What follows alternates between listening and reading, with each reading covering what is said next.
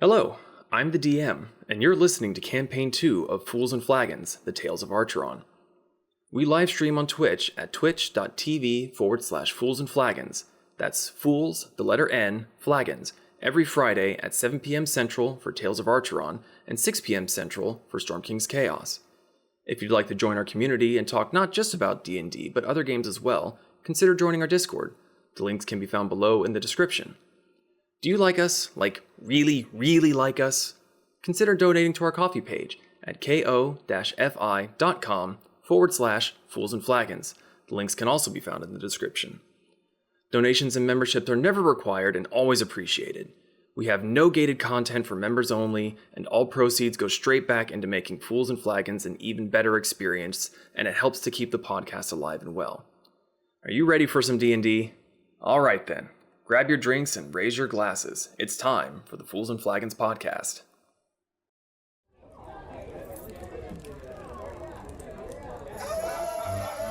Grab your drink and raise your glass. Make a mess and kick some ass. Dungeon Master has no chance. It's time for Fools and Flagons. Raid the dungeons and slay the dragon. Sharpen your sword and prep your wagons. There'll be death and tons of magic. It's time for Fools and Flagons. Time for Fools and Flagons. It's time for Fools and Flagons.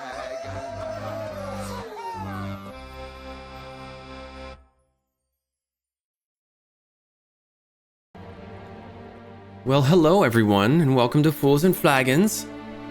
This is a table... Sorry, I got distracted by James. This is a table. Welcome to the table. This is a tabletop campaign made up entirely by me, where James wears Jolly Rancher Twizzler mustaches, and we roll some dice. So, we'll get through some... who? Issa. She's trying to spawn gigantic BBEG in the chat there. I don't think that's how that's going to work tonight. I mean, what if yes? I mean, we'll see how tonight goes. You guys could do some stuff. So if you are watching us live on Twitch, we do want to thank you for your follows, subscriptions, and bits, but we do apologize that we will not verbally recognize them so that we don't interrupt the flow of the story. Though these guys will probably be watching chat, some of them anyway, and they'll reply to you, and you know, something major happens, maybe we'll get a little bit derailed. It happens. If you like what we do and you would like to support us, we have a coffee page. All proceeds go to Fools and Flagons to help pay for like the music stuff that we do, keeping the podcast alive and well, and to make sure that Moriko has plenty of candles to light. So we want to give a big thank you to Martyr, Gelatinous Cube, and Cargo for being our tavern members over on our coffee page. Their support of us is very much appreciated. We really cannot thank them enough. Yeah, anyone else got any questions, comments, concerns, announcements? No? Well, aren't we just a chatty bucket of fools today? Play game, Jax. roll dice. Play game. Play game, roll dice, okay. All right, I got nothing else, so grab your drinks and raise your glasses. It's time for Fools and Flagons. Hooray. Water. That was really well timed with the music change there. I'm here for it. Water. All right. So, yeah, this is the first time I think I've ever seen Zach like drink in person. No, actually, second time. He drank wine at my birthday last year. Told you. I was gonna say, didn't you have wine at the get together? Did we Wait, have? what I wine don't are think you we had drinking? wine at the Yeah, I get together. Yeah, I did have wine there too. Oh, What wine are you drinking? When the show's over, I'll get the bottle and show you. Okay. It's a Georgian, and not like state Georgian. It's it's the other Georgia. Okay. it's the one closer to Russia. Very good one. Okay. All right. Well, last we left off, the Tempests had gone back down to the deep dark down to try their hand at a little exterminatus. Having rescued some villagers who'd fallen into a massive sinkhole, they learned that some bad shit was going down beneath the surface of Takatari. A large something was moving around, leaving death and decay in its wake as it bored out massive tunnels of rock. This thing had supposedly laid waste to an entire underground city of Duergar and had established 2 separate nests where its foul spawn were being cooked. Tempest thought that that just wouldn't do, and bravely strode into the humid, flesh-covered nest to start popping cocoons and killing bebes. It was a hard-fought battle, but eventually the nest was cleared, and the Tempest returned to the nearby ruins of an outpost to rest for the evening and decide what to do about the second nest when clearer minds and healthier bodies were able to formulate a plan. So, we rejoin them now as Kasumi finishes helping Laken reattach his hand, and the first watch of the night is taken. And I believe first watch is going to be Kasumi and Laken, second would be Mariko, Ez would be third, and Zahn would be none. Because math. Because I rolled and it was bad, so I sleep. So we're at the end of first watch, correct? Oh no. No, you're at the very least in the middle of first watch. Oh. As you finish sewing his hand together and everyone else goes for a little kick.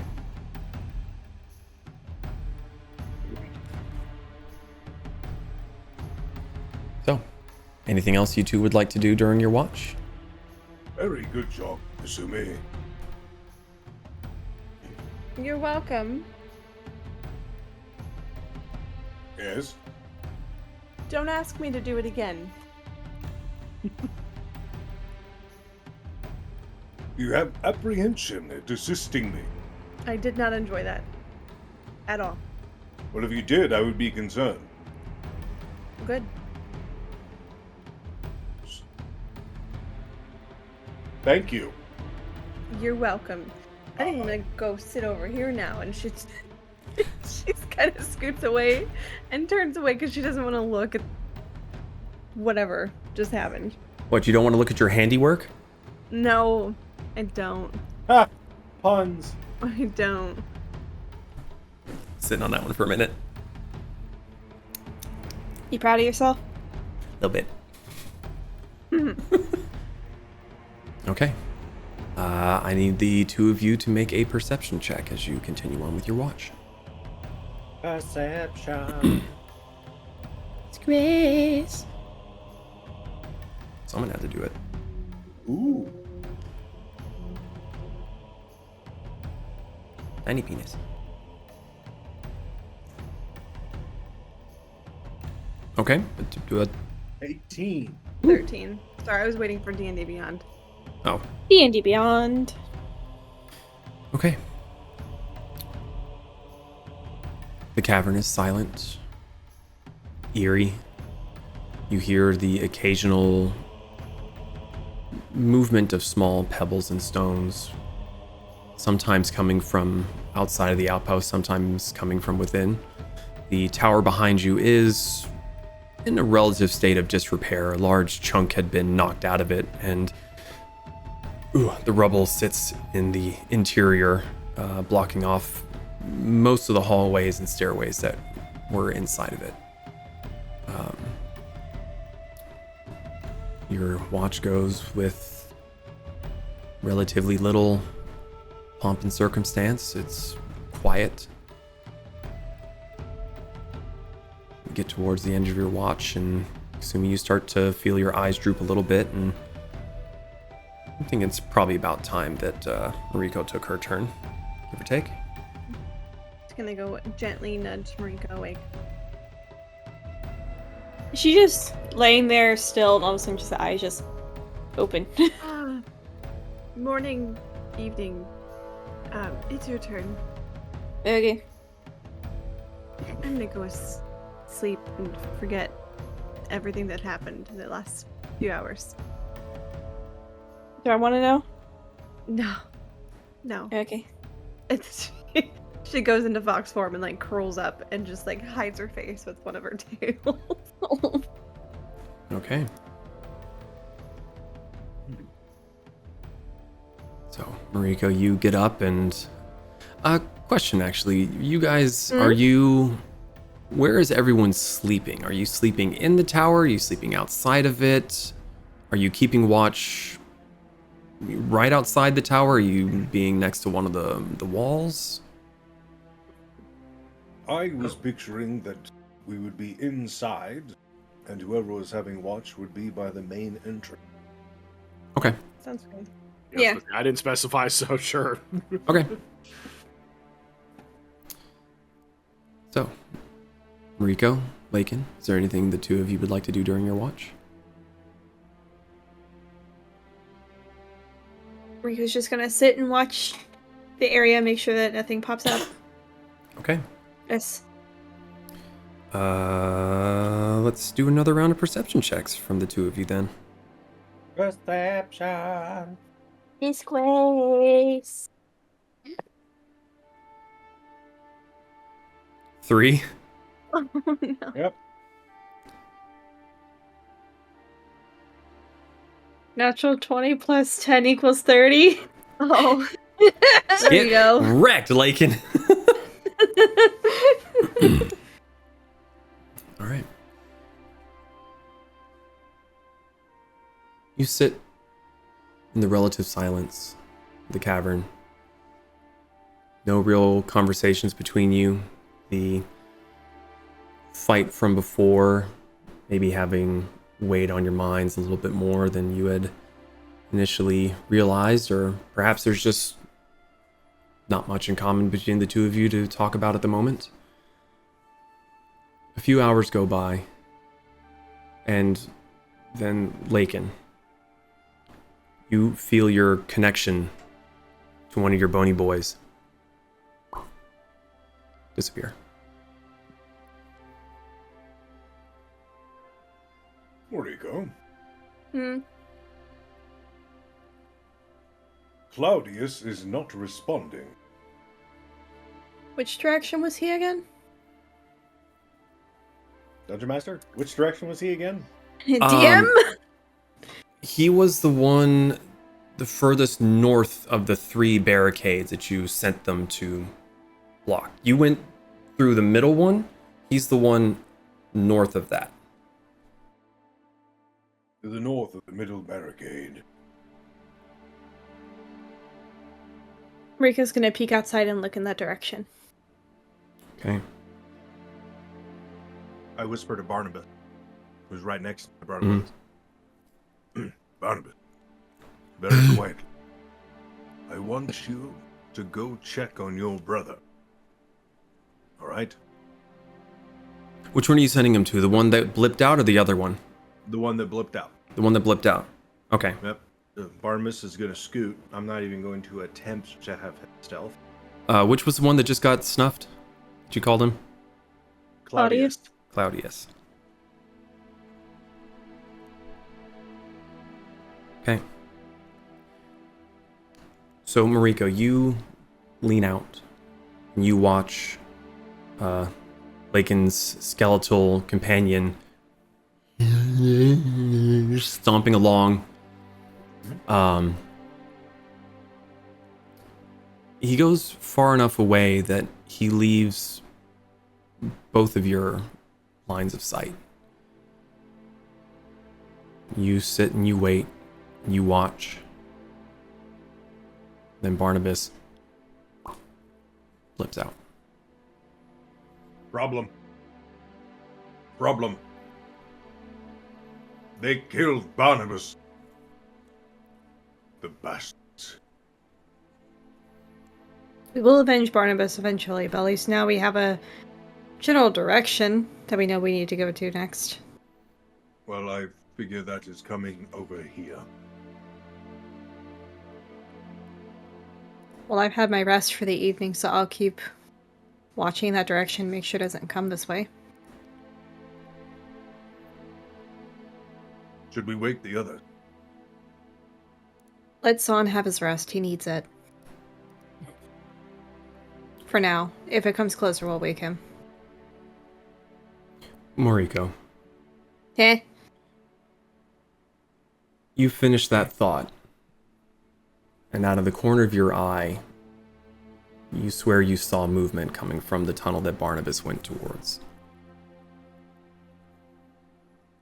You turn to look that direction, and you don't see anything. You continue to stare, and then seemingly out of literal nothing, through the gloom,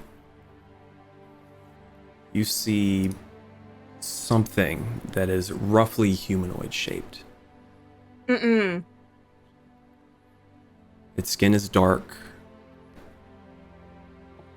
and there seems to be black, wispy tendrils encircling it.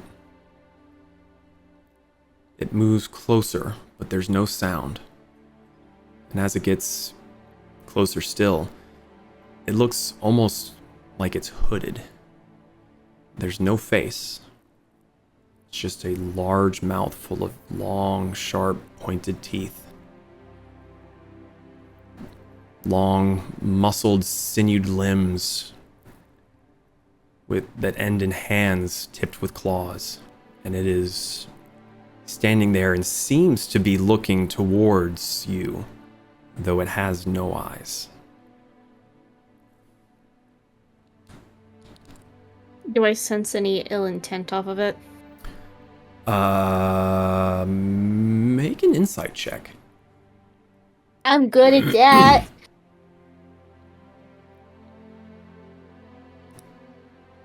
28. 28. It's difficult from this distance.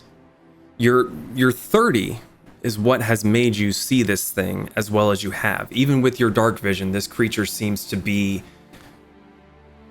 somewhat phasing in and out of your vision. Even though it doesn't seem to be moving, it's just the darkness is swallowing parts of it and then it reveals again.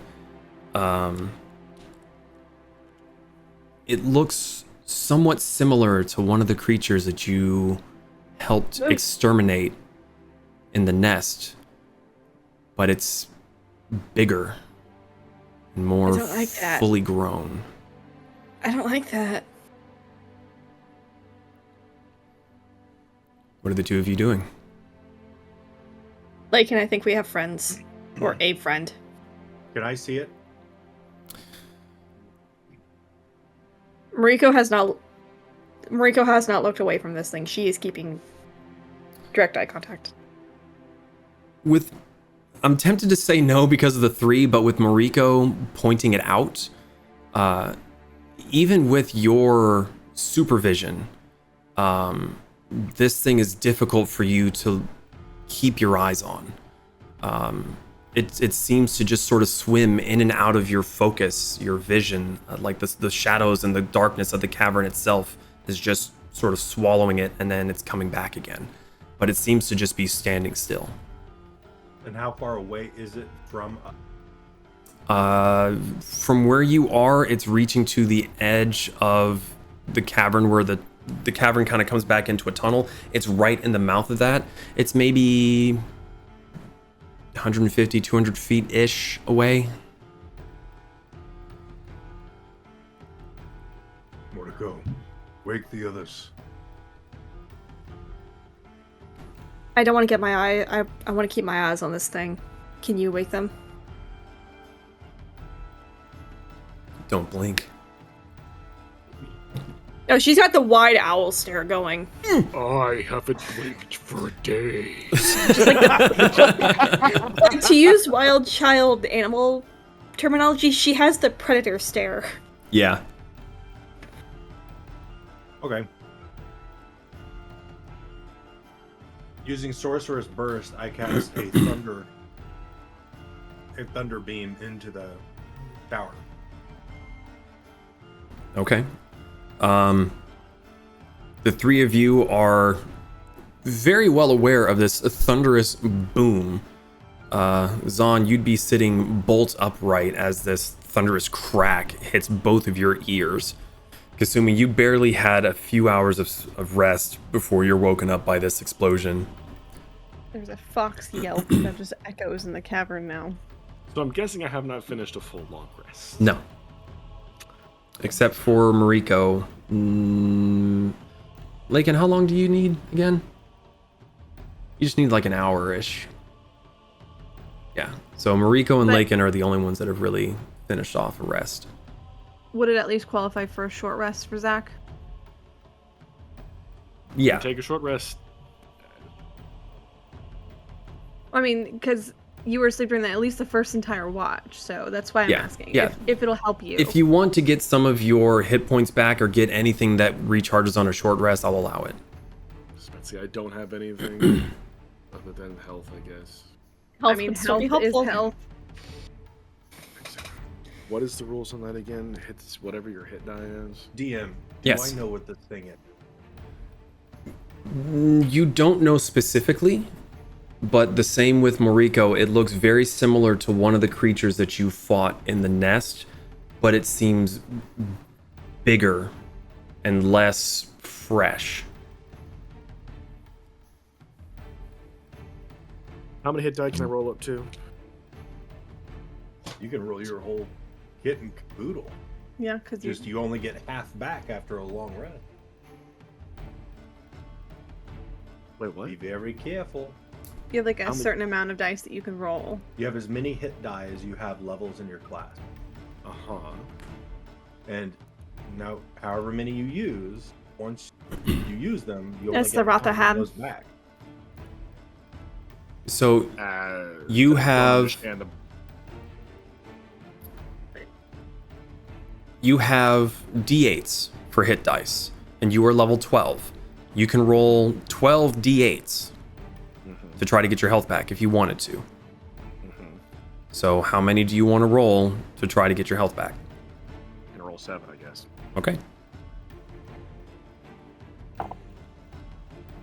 Have to declare to the dungeon master. That just means that for your, if you have another short rest, you'll only have 5 to use.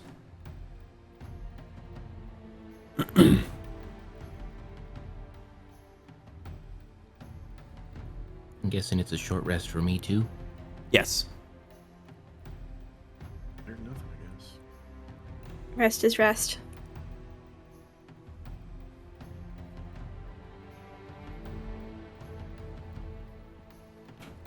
I think I would follow that thunder with a little bit of a raised alarm to go with it. Enemies approaching the castle.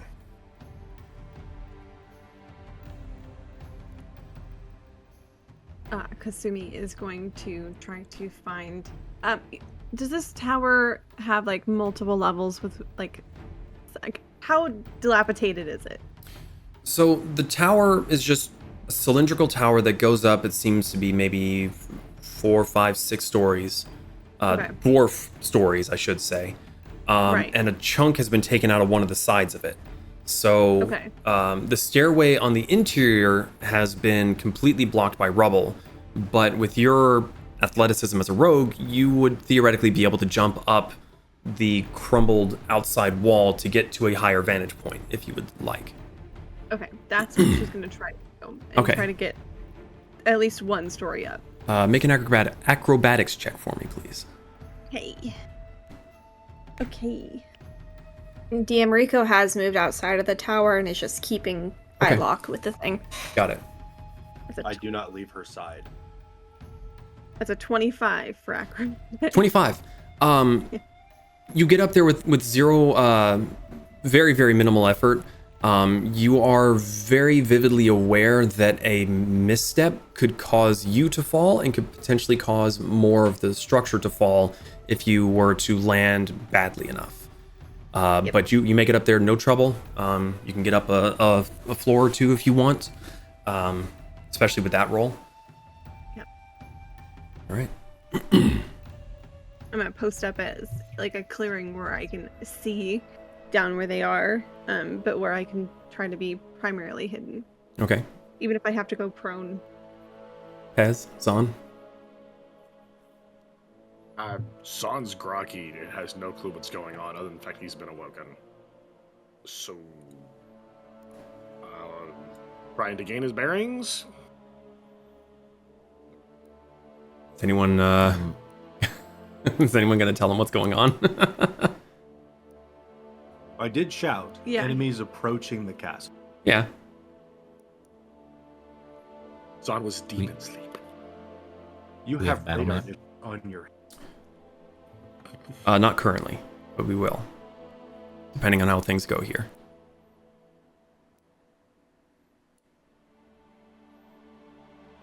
As warriors on! To the front! I'm gonna stay in the back.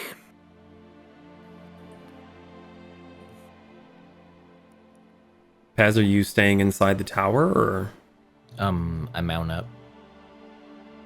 so you climb up Lakin's back? Mhm. Just stand in the Okay. way. Okay.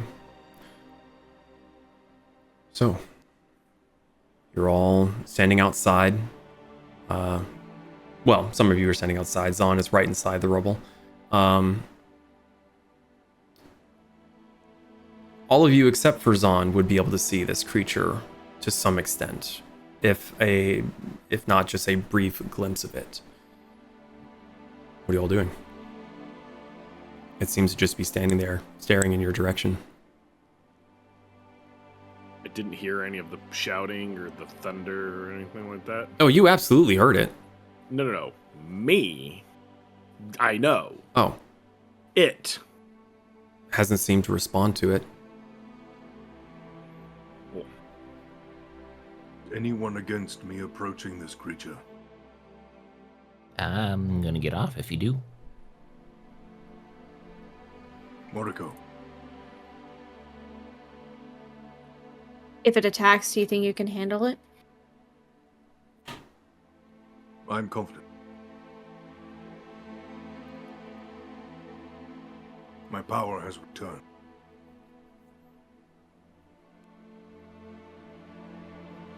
I will keep watch. And I will trail a bit behind you. I'll put Pez down and kind of lean down to him. Keep your rifle on me. So you can shoot him. Don't let me go out like a bitch. Put one right in the back of my head. Can Christina see it from this distance? I know Yes. it's a dark, shrouded. Okay. Yeah. So she is going to get out by Saito. Mhm. And she's basically going to, like, full on prone, sit there with it partially pulled back. Just As a sword? getting that sight aimed. No, she's getting it in a bow status. She's getting it aimed. Somebody directly remembered. at the creature. Listen, it's been a few weeks, okay? I mean, he beat me to the question, to be perfectly honest, so. I said she's gonna draw it back, okay? Anyways, she's drawing her bow back. Okay. And keeping it trained on the creature. Okay. I'm gonna be 15 feet within Lycan. Okay. I begin to approach the creature. Walking. You step closer, walking slowly. And those of you that are able to see at that distance, it it raises a clawed hand, points towards you all. There's no sound. But Zon, even you are able to feel the ground begin to rumble slightly. As you see a shadow behind the creature getting bigger. It's undulating, getting larger, and seems to be rushing towards it. And as it gets within range of you, you see that it's not a singular blob, but it is a mass of bodies rushing past this creature, and all begin to come swarming towards the outpost. Mariko, Kasumi, Lakin, you guys have the... Well, I guess Pez would be able to see it too with his kobold vision. these all look to be similar to Barnabas and Claudius, but instead of just being bones, they're fleshy and rotten, but they're all dwarvish features with bulbous limbs, and they are just swarming towards the outpost. Yeah. Yes, I need everyone to roll initiative. Can I drink a potion of spell recovery before this starts? With your alcoholic tendencies, I'll allow it. Good. I'm good at chugging things. I'm gonna really fucking need it. Fucking 6, let's go. So That's a 20 for me, Dungeon. Okay. Is it initiative? Yep, I need initiative. I rolled a 19 plus 1. Plus 1! That still only counts as 1! I'm not dexterous. Animal. Large, Okay. oafish. 27. Okay, give me just a second here. You said 27's on? Yes, sir. Okay.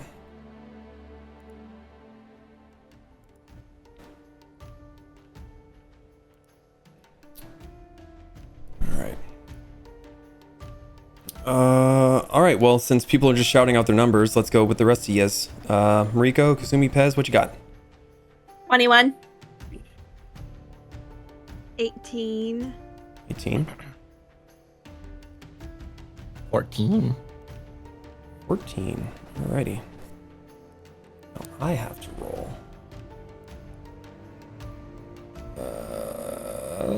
So many pages.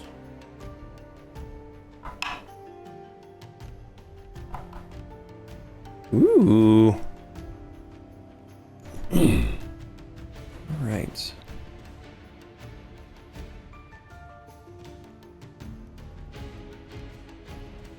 Alrighty, let's get some things entered in here.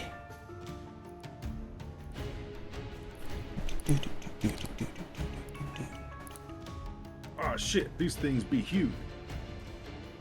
Oh, look at that. We had 18. We can have 20. Oh, I Alright, go still have the- ahead.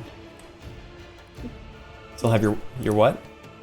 I still have the freezer all up, so let me just delete that little line there. Or were you being naughty? No, because I couldn't fucking figure it out. So yeah. Alrighty. So these creatures come sprinting through the tunnel, and those of you that have been watching and keeping an eye on the creature, it seems to get enveloped by these things, and they just part around it and reconverge. And as you're taking those few brief moments to look and try to get a better idea of what you're actually looking at and fighting, by the time you look back again, the creature's gone.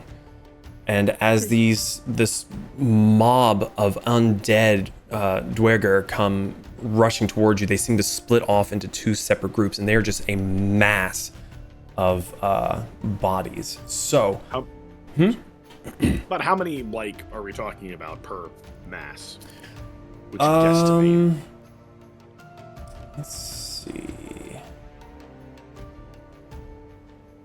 You know, I thought I had written that down, but I didn't. It's about 50 to 60, maybe. That's perfect. How tall is the cavern? This part of the cavern is actually quite tall. That's good. Okay, well, speaking of, as we start the as we start combat, top of the round, Zahn, you were first. Mariko, you were on deck. Can I actually see these things? If you say no, you're not hurting my feelings. What's your... You don't have dark vision, is that correct? Nope, not even Okay, so then you've got about 20 feet of vision, period. And that's being generous. So you are able to feel and you are able to hear. You might be able to see which way Pez is looking just because his eyeballs fucking glow. Can I hold a spell? You can hold a spell. However, I will caution you that if whatever you decide to trigger the release of the spell does not happen, you will still expend that spell slot. Yeah. Just making sure. So what is the trigger for your spell to go off? What is it? Where is it? I'm gonna move first. Okay. Just because reasons. And if I can see something, I'm gonna cast a lightning storm above it. Okay, so you are holding... And it's a 3rd level slot.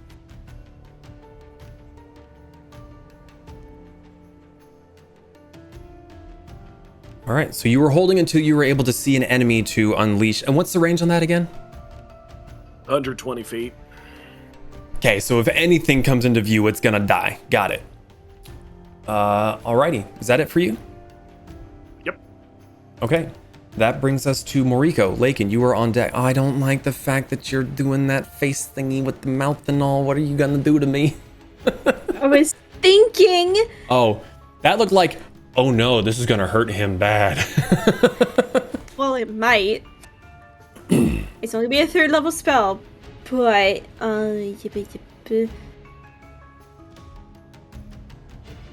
so I'm gonna cast Magnetite Shard at 3rd level. Oh, okay. So I'm gonna. The center of this radius is where she's gonna throw it. So each creature in a 20-foot radius sphere centered on that point must make a dexterity saving throw. Neat. They are incredibly bunched up, so that's not really a thing for them. Well, it's not a thing for one of them. That would be a 7 and a 19. No and no. Fuck! I actually rolled good. Not good enough. Okay. What's your spell save DC? 20. Oh no! I don't like this. Okay, so taking 4d6 cold damage and 3d6 piercing on a failure. Okay.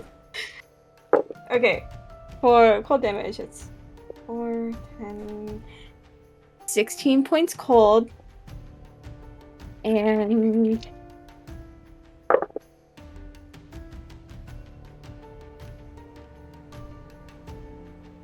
13 points piercing. And then creatures made of a ferrous material or wearing ferrous armor have disadvantage on saving throws. Until when? Or just forever? They die. Until they die? They're already dead. It doesn't specify. Does that ring linger? So is it like while they're inside of it? It's just instantaneous. Let me take a peek real quick. Again? Magnetite shard. That doesn't have a duration. Yeah. Let me see. Magnetite shard. And just for heads up, DM, if I'm not mistaken, it's only for that specific save. Oh, no. So the creatures, if they're wearing that metal, have disadvantage on the saving throw when you're casting that spell. Which doesn't matter. Because they didn't pass Because anyway. they didn't pass.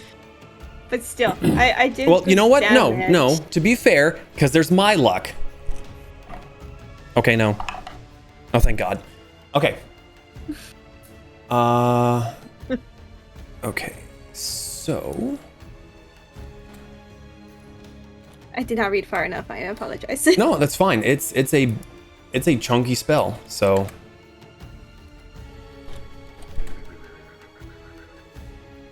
Yeah. Okay. They are both going to use one of their legendary actions. Oh, sorry. Is your turn done? Yeah. I am going to move over. Remember, you just click and drag your character and it'll measure.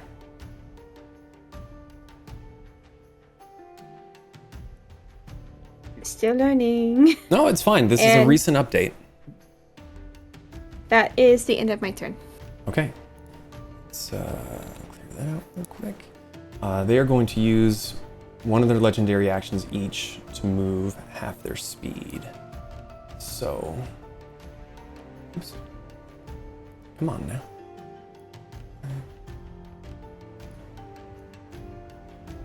As just the ones that are sitting in front getting hit by this and being slowed down, they're just being trampled by the ones coming up behind and just shoving. Oh, look at the little alien potato. Oh, it looked at me. Oh, God. Okay, that brings us to Lakin with Kasumi on deck. Very well.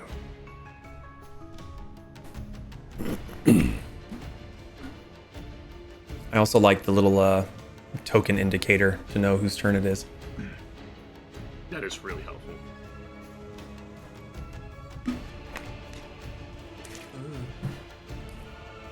Where was it? It's gone. What are you looking for? To make a circle. Oh, so click the little angled ruler on the left there. The L1. Ah, Yeah, there it is. There she blows. found it.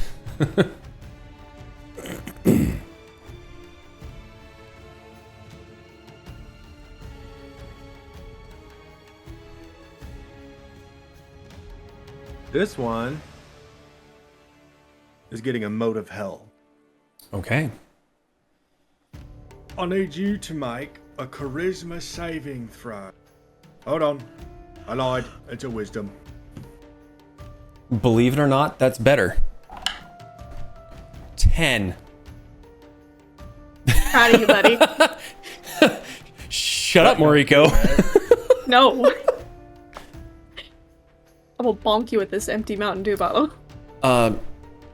Zahn, as soon as Lakin's turn here is done, I'm gonna let you do your thing as this Hellfire is going to light these fuckers up.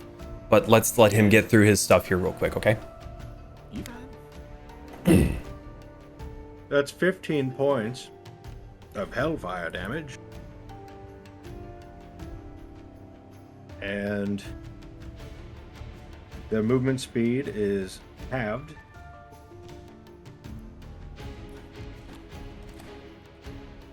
And then on the start of their turn, they got to make another wisdom saving throw, or they take fire and psychic damage.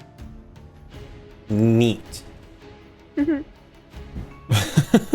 Oh, goody. Is that all for your turn, sir? You gonna hang tight? See, I moved what was it, 10 feet. So if you start to click and drag yourself, it'll show you how much you moved. You've moved 15 feet so far, it looks like.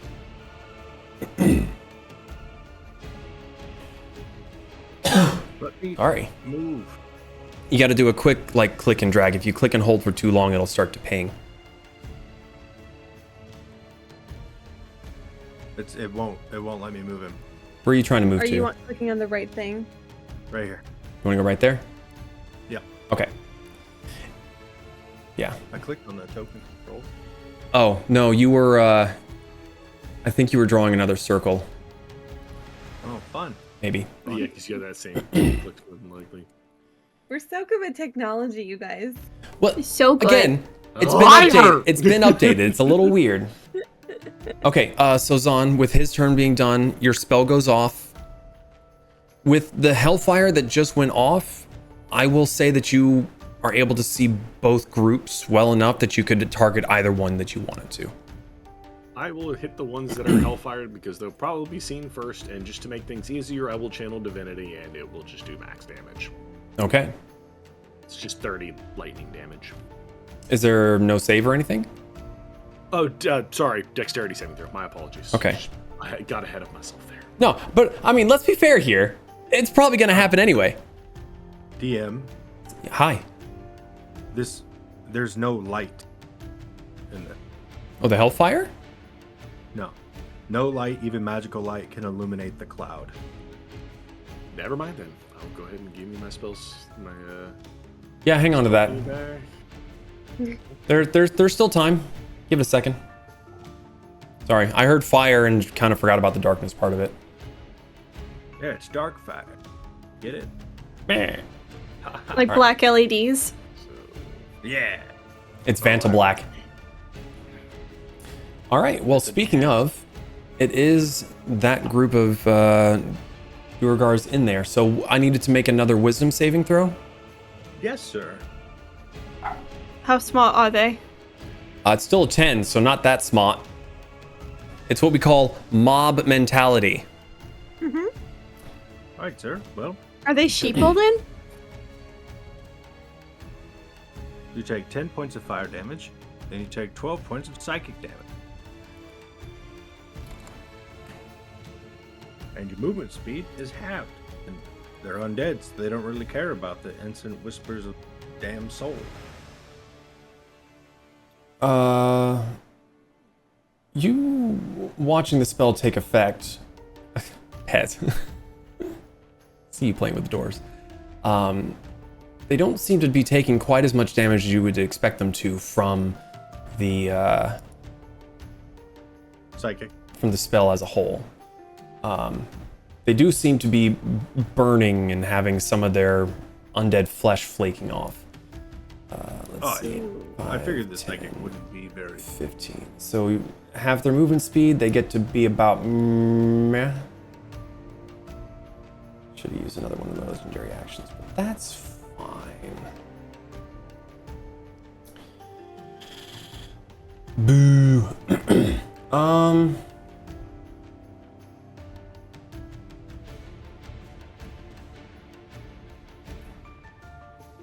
Okay, let's see if they actually get this to go off. They do not. Okay.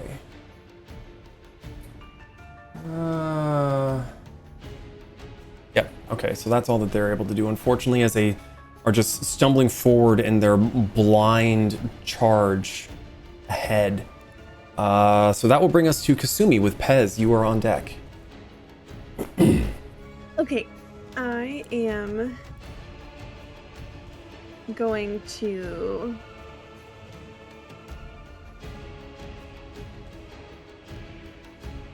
Is Lakin technically he's not within 5 feet? No, he is not.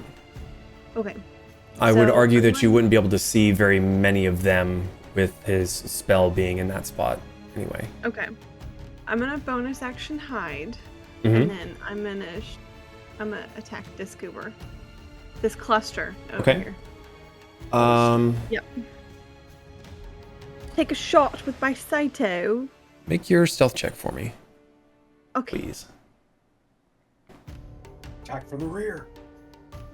22. 22. Mhm.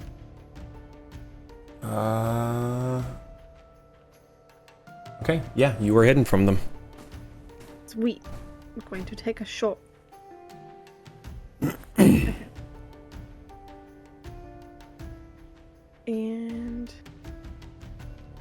I don't know why my brain went blank. That's not. Is it at advantage with me being hidden or Yes. no? Okay. Yes, because you were stealthed. So this will give you your sneak attack. My brain is just not braining today. That seems to be a lot of people today. It's fine. Yeah, that'd be a 22 to hit. 22 hits. Cool. So that is 10 points of piercing. You say 10 points? D6 just went. Another 6 points of poison. And let's roll that sneak attack damage. Okay. Come on, D&D Beyond. Let's go. 22 points of sneak attack. All right. And that's my turn. So Zahn, in this particular instance, with Basaito's arrows being magical in nature, you would see a streak of green fly from above your head into the darkness and disappear. And I will allow you to get your spell off in that instant of seeing where the arrow disappeared into darkness. I can't see, so I'm not going to channel divinity for this. Just because if I don't know if it's gonna hit, and yeah, it's just a dexterity saving. It hits. That was a 2. And which group is this against, the top or the bottom? Bottom group. Fantastic. 19 points of lightning damage. Okay. All right. They're going to use another one of their legendary actions at the end of Kasumi's turn to surge forward again. Face to face with the man of death himself. Okay. That brings us to Pez. Zon, you are on deck. So I don't like how close they're getting. So, You know in My Pirates of the rules are going Caribbean, when Jack is going for the Kraken with the sword, that's what Laken looks like right now. Damn. my frills are going to like envelop around my snoot, and then like Death Star beams are gonna converge, and fireball's gonna shoot out. Someone's been watching too much Andor. Look, good show. Which group are you aiming for? The one going for Laken or bottom group? Okay. So you fireball, which means I need to make a dexterity saving throw. That is going to be a 19. Just save. Okay. Still does damage. Half damage of fireball, wherever the hell that is. There it is.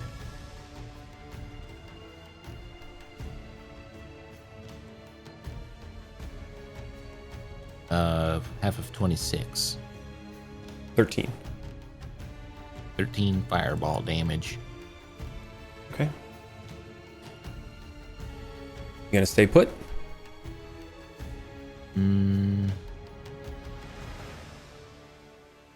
Bonus action, reconfigure my gun into shotgun mode.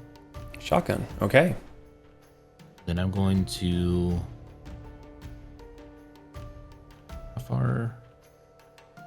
45. I'll be able to get up that far. I can actually zoom the stream in a little bit here. There we go. Yeah, I'm going to move up here, so I'll still be within...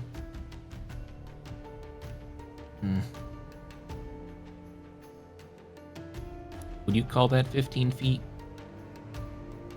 That's corner to corner, or are you doing center to center? Center to center, you're 20 feet away. Oh, I can't move no more. Okay. It is going to use its last legendary action to move 5, 10, 15 feet. And then it is now their turn. So move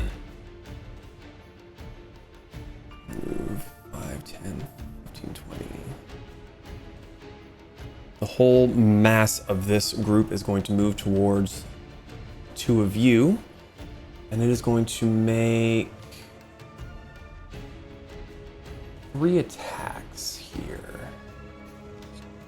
I'm gonna do 2 on Pez and 1 on Zon, as the wave of bodies comes crashing towards you. So the first 2 on Pez. That's a natural 1, of course. Wait. Are they giving themselves flanking? No, I just rolled 2 natural 1s. So they all just die, is what I'm hearing. So They both hit. if you've seen, you know, in World War Z when the zombies are rushing past and the really sick kid in India just kind of crouches down, that's kind of what Pez just did. So let's see if I can hit Zon here. Yeah, let's hit the bun. Oh man, I mean, unless an 11 hits. Sadly, damn, it does not. Fuck. Okay, let's see if they get this. Nope, that does not go off. So that was a phenomenal round of combat for me. Top of the round, Zon, you're up. Mariko, you are on deck. As a priest, I would like to say that I forgot that I had this ability. I cast Turn Undead. I need Okay. you to make So a much wisdom time. saving throw. Come on, baby. Come on now. 11. It fails, and anything challenge rating 2 or lower is immediately killed. Or, what else happens? They run away. How far? It must spend its turn trying to move as far away from us as we can. It cannot willingly move into a space within 30 feet of you. It also cannot take reactions. For this action, it can only use the dash action to try to escape from an effect that prevents it from moving. If there's nowhere to move, the creature can only use the dodge action. It's got to run away. But on its turn. Yes. And it can't take reactions, yeah. Okay. Cool. Anything else you want to do, sir? If it... One second, let me just make sure. I could have swore... Oh, no. If it does take damage, the effect is canceled. Okay. Just for a heads up. So. Good to know. We'll see if the rest of your party knows that or not. So you're gonna stay put? I'm going to use a bonus action, I think, to cast... Well, I can only really see myself. Never mind. I'm not going to use this because I can't see anybody else. Never mind. Okay. So Zahn basically is standing there, and as soon as he sees just this massive wall of bodies and teeth, he goes, "Rah!" and just makes him go, "Oh, sorry, sir. Just fuck off now." All right, that brings us to Moriko with Laken on deck.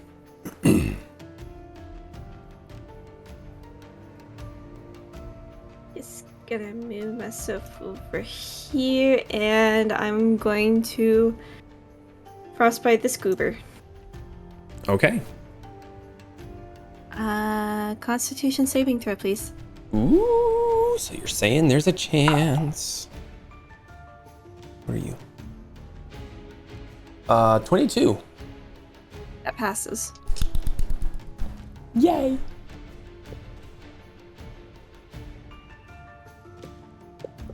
I don't know if it still takes damage on a save. No, not with a cantrip. Yeah. Damn. Okay. Bonus action. Nope. I'm done. Okay. Well, that brings us, actually, with your turn being done, a group of undead by Laken are going to use two of their legendary actions to do their undead grasp. Laken, I need you to make a strength saving throw for me, please. Is there anything happens with my spell that's currently going off during a legendary action? As far as your Hellfire thing? Yeah. No, I mean, it's a legendary action, so at the start of the round, since they are a majority in your thing, they will still get hit by it, but with the legendary action, no. That is an 18, sir. 18 is a success. These undead, aberrant Duergar are reaching through and grasping for you, but their hands are just slipping off of your body, and you're just swatting them away. His pecs are too massive! Well, speaking of, it is your turn, sir.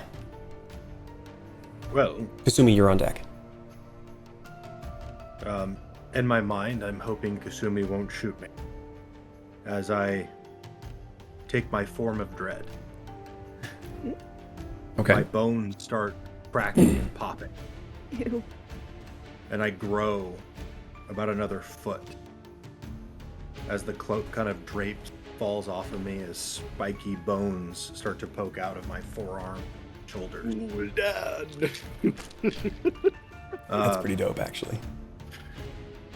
And I have a picture of this I'll put in the chat for the rest of you guys. Sure. But my eyes become balls of white fire. And I get tempered HP. I feel like I'm gonna need this. Ooh, 15? 15 temp. We'll take it.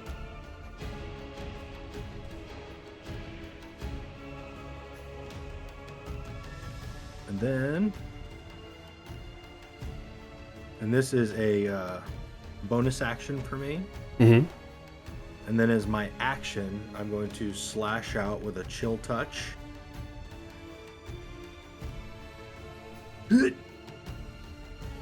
Is a dirty 20 hit? Oh, yeah.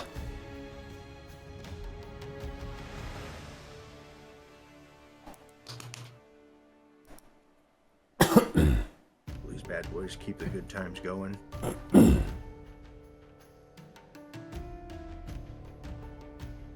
That's 25 points of necrotic damage.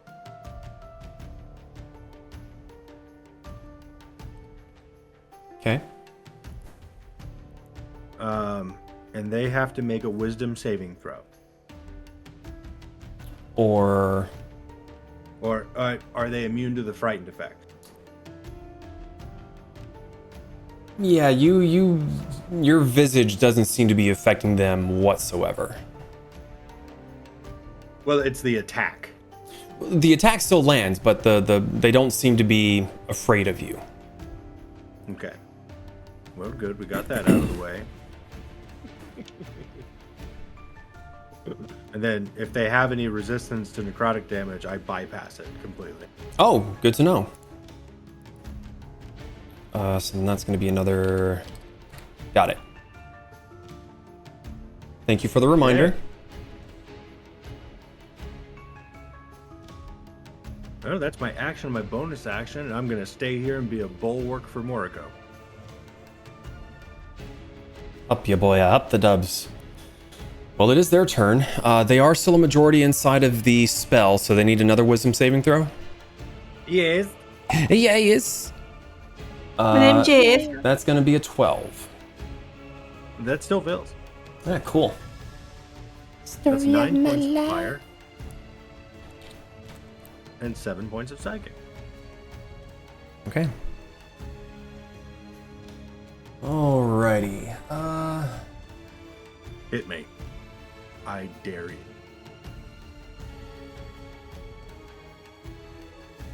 Okay. I'm a nuclear bomb. Alright. The wave of enemies is still going to be trying to come out of that nasty fog, and they're basically climbing over top of each other. I'm trying to hit you with the crushing wave. Oh, fuck me. Sideways with the pitchfork bat, man. That was a 10. I'm getting rid of that fucking dice. There's the stream title. Nah, I don't know that I can put that in there. Fucking coward! All right, that's better. So that's going to be 24 to hit. Well, yeah. And twice on Sunday. Oh. Because it's a holy day, right? Friday. Yeah.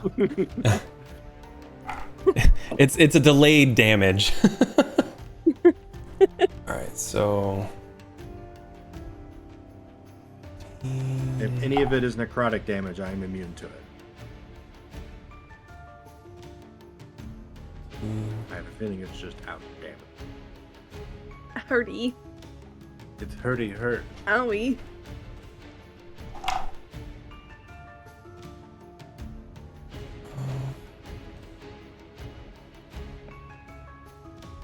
that's going to be 22 points of bludgeoning damage.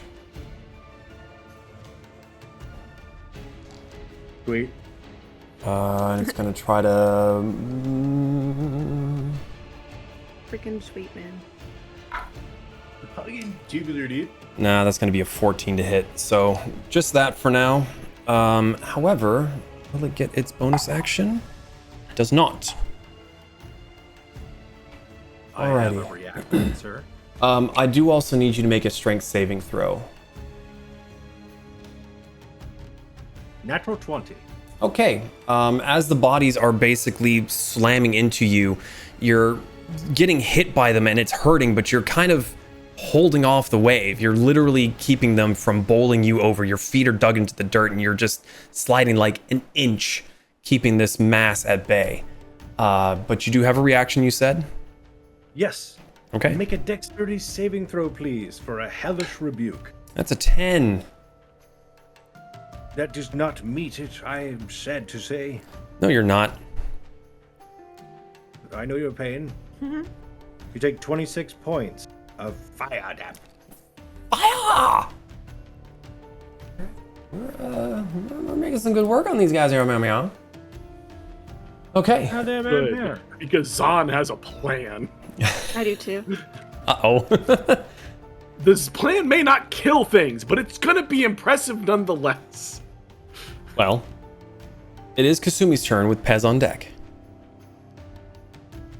Kasumi's gonna do a thing. No. For my bonus action, I'm gonna take one of my potions of speed. Oh, middle of a fight. Just taking drugs. Yep. Okay.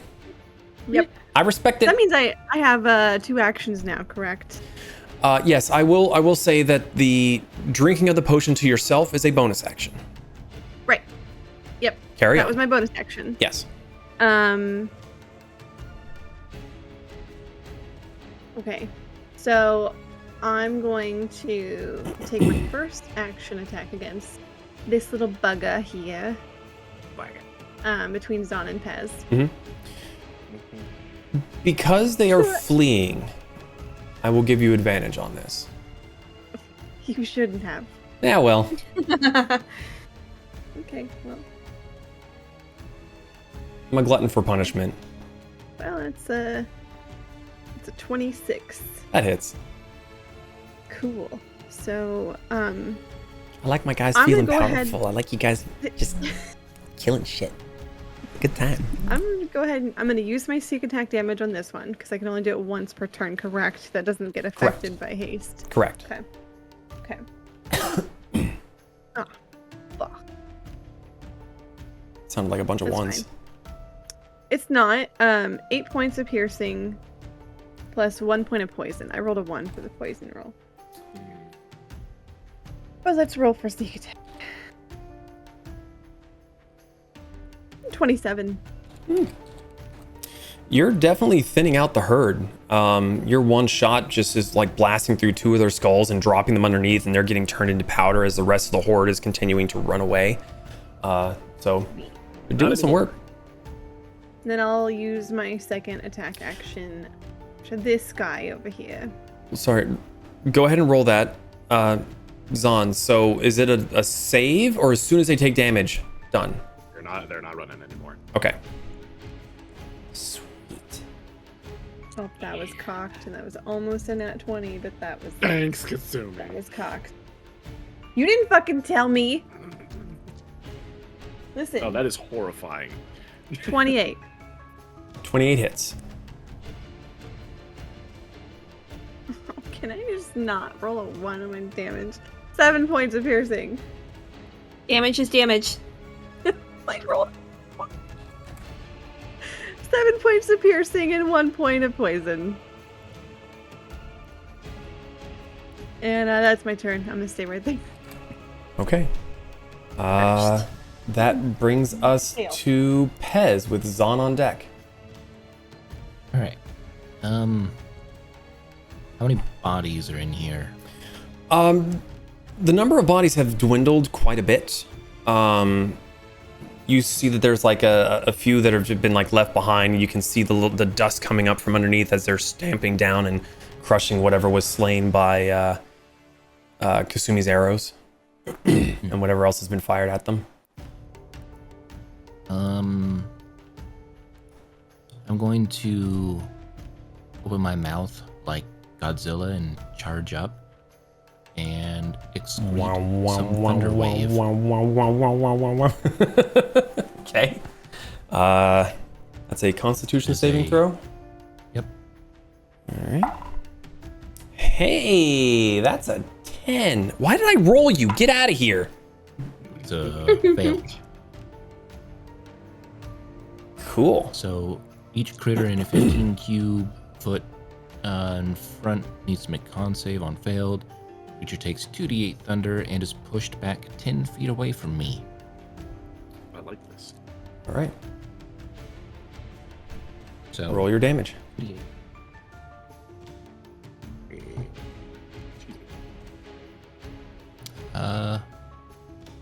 15 thunder wave damage.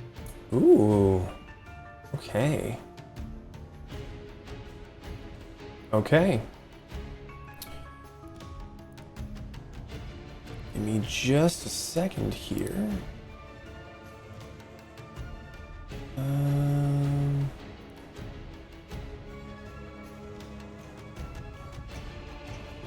There we go. That's what I want.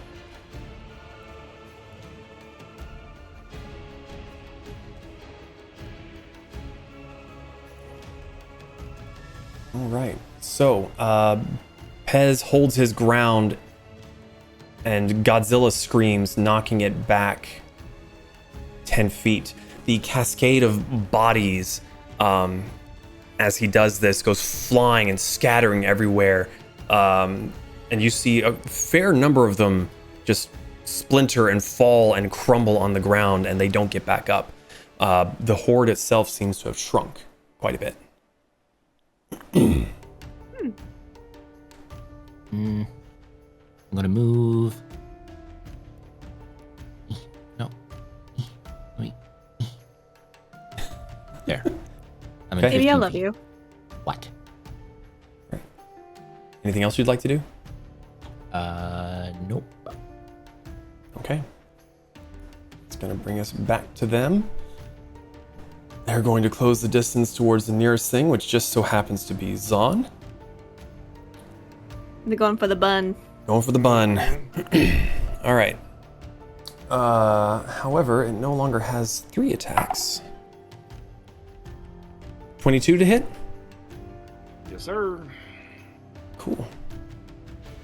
It's going to be 8, 11, 15 points of bludgeoning damage, and I need you to make a strength saving throw. Oh, thank God. 21. Okay, 21 is a success. As the bodies come rushing towards you, you're able to hold your ground even though they slam into you. They kind of bunch you back a little bit, but you're able to keep your feet. They are going to start trying to grab at you, but an 18 is probably not going to hit you. No, sir. All right, so as the hands start reaching towards you, as you're gaining your balance, you're able to slap them aside and chop some of them off with your blade. Let me see, are they able to get this back? Nope, of course not. All right, that's going to do it for them. Zahn, you are up, and Rico, you are on deck. Yeah. That's me. How many things have died? Like, You would between say these that two mobs? between the two mobs? It's hard to tell on the other one because of the darkness. You're not sure how many are still in there, how many are dead in there. But you can see that this one in front of you, like a third to maybe a half of the bodies are gone from this mob in front of you. So, seeing where Pez ran off to, Zon's gonna attempt to go in that direction. Why? Okay, and I will bonus action rabbit hop. So following the kobold eyes, I'll allow it. And then I'm gonna cast Bone Cage. Okay. Every dead body within that gives me temporary HP. How many things are dead? You're gonna make him math. between the two groups of them.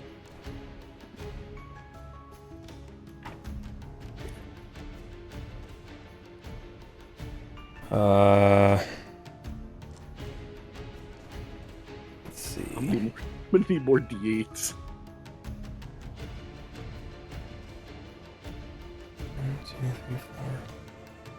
25 temporary hit points. I innately gain Wait. 50. No, sorry. That's 25 bodies. So I gain 50 temporary hit points to start, and then I have to roll 25 D8s. Do you though? Well, hold on a second, dude. Just auto roll them. Yeah, how do I do that in here? You will crash their server. Okay. I'm gonna DM to make things quick. I'm gonna multiply 25 times 8 and then just take half of that. Does that seem fair? That's a lot.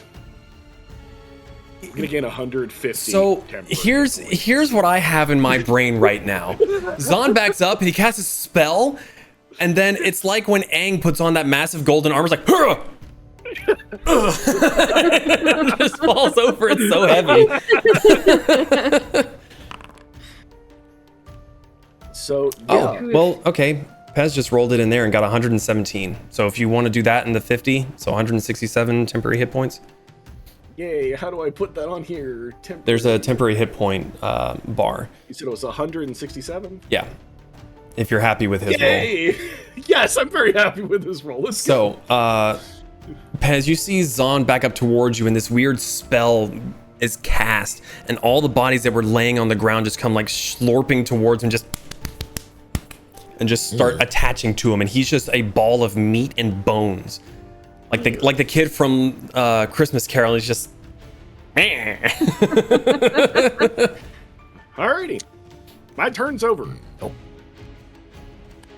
I am absolutely going to call this episode Meat Coat. Meat Well, coat. technically it's bone coat, but yeah. The bone zone. All right, well that brings us to Moriko. Lakin, you're on deck. Boner man. Ew. I am going to elemental wild shape into a fire elemental. Oh, neat. Wait. Zahn. Oh, do you have? Can you put a moving token? I don't know. We'll have to experiment. Yeah. Oh, what the? Oh, that's yours. Oh, okay. I was like, where did this come from? Oh no, it's got the stupid little rotation thing. Oh no. It's dumb. That'd be super cool though if you could put the animated one. I will have to attempt that. I hadn't even considered that an option. Okay. This is a fire elemental? Yes. Yep. I can see! Yep, that's why I appreciate you. This is gonna make this even funnier next turn. Yeah, centered on me is a 30-foot radius of light. Ooh, actually. You said a 30-foot radius? Let me double check. Bright light in 30-foot radius and dim light in an additional 30 feet. Okay, well, we've got a really cool thing that I can do here for this.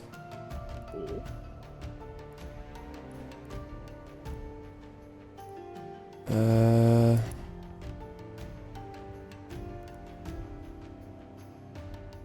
few seconds. There we go. Ooh. Hello. Right. That's really cool actually. Yeah. All right. So that was your bonus action. We've all oohed and awed. Now murder me. I believe So you have control over it. You should have ownership. I do. Okay. Okay, so I can fit through an inch wide space. I don't have to worry about. I mean, I can imagine it would walk over Pez and myself pretty. Well, if I touch you, you will ignite. I'm furry. Please don't touch me. Well, I can fit through an inch wide space, so yeah. Okay. So I have multi attack, Mm-hmm. and I'm going to make 2 touch attacks on this cougar. Touch. Okay. Do I need to do anything, or is that your rolls? It's roll to hit. Sweet. So for first hit, 16 to hit, That hits. and then for second attack, dirty 20. That also hits. Okay. 2d6 plus 3. And if the target is a creature or a flammable object, it ignites until the creature takes an action to douse the fire. Oh. Oh, it's gonna smell great in here. Okay, for first attack, that is 7 points of fire damage. And then for second attack, 8 points of fire damage. Okay. And they are Fuego. I kind of figured Okay. even if I just touch one of them, they're all just gonna whoosh. So even better, what I had in my mind is you turn into this swirling vortex of fire, pinkish red fire, and you swirl around. And I'm like, no! And you grab one of the undead dudes from in there, plant your hand on his head, ignite him. It's just the skull's fire coming out of the eyeballs. And you just go, yeet! And just toss him right into the middle of them. And it just whoosh, catches everything. All the dried skin, the clothing that's been ratted and torn is just becoming a conflagration. Uh-huh. Anything else you would like to do? I'm good. Cool. I have time. Neat. Fuego. Fuego. Chaos. All right. That brings us to Lake and Kasumi. You're on deck. Okay. Okay. Okay. So I haven't been shot by any of my teammates yet, so this is a good thing. So far, so good. I haven't So seen far, you so yet. good. Give it time. Let's get a little creative here. Well, we I'm have an gonna- undead terror in an elemental now. Oh I'm darn. going to sorceress blast into this group. Fire damage. Sorry. Real quick. I need to do super quick thing to these guys. Thank you.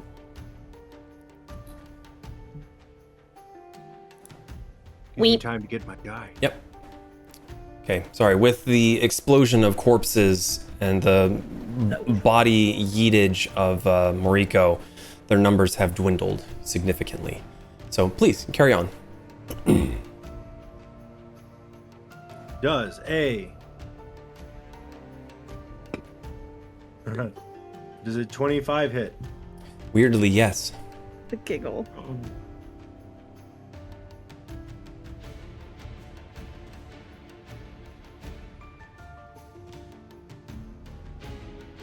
That is 27 points of fire damage, and I had 2 8s that exploded. You said 24? Yes. Okay.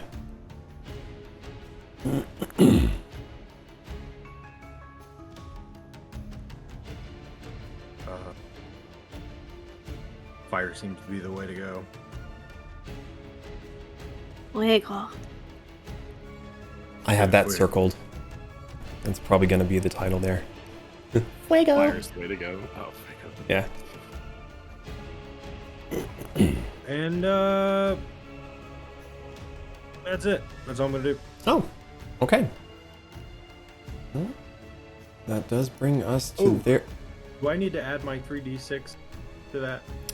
Are you within range? I think so. You would be in range, so go for it. Well, it's a whopping. Wow, that's kind of shit. That's 10 points of piercing damage. For 10 what that's worth. Points. Oh my god. Hey, as we always say here, damage is damage. All right. Well, they are not going to be smart enough to put themselves out. So at the start of their turn, they take 1d10 fire damage. Me. Don't we ahead. roll for damage? Yeah, I'm not going to hurt myself. Well, I mean, I will, but, you know, give it time. And then they take 3d6 fire from me. That is 9 points of fire damage. Damn, good roll. Lakin? 8 points of fire from me. Cool. Yay! All right. Let me see if they get. Then I need a wisdom save from you, sir. It's going to be a a 19. Fails. Fuck. Wow. I am. 14 points of psychic damage. Okay. Do they have brains? Somewhat. What's left in At the there? very least, it's rotting. You There's something in Look there. at me and see it. rotting Made brain. of dust. All right. Mushy. God, They are no. going to do their mindless stampede as they finally got that. And they're going to surge. Let's see. Okay, so they won't quite get to Pez and Zon, but they will rush forward. I need Lakin and Moriko to make a dexterity saving throw. They ran through the fire. That was stupid. They're already on fire. I know. Now, them failing that save, did that not affect their movement? This was not movement. This was an attack. This is a yeah. Oh.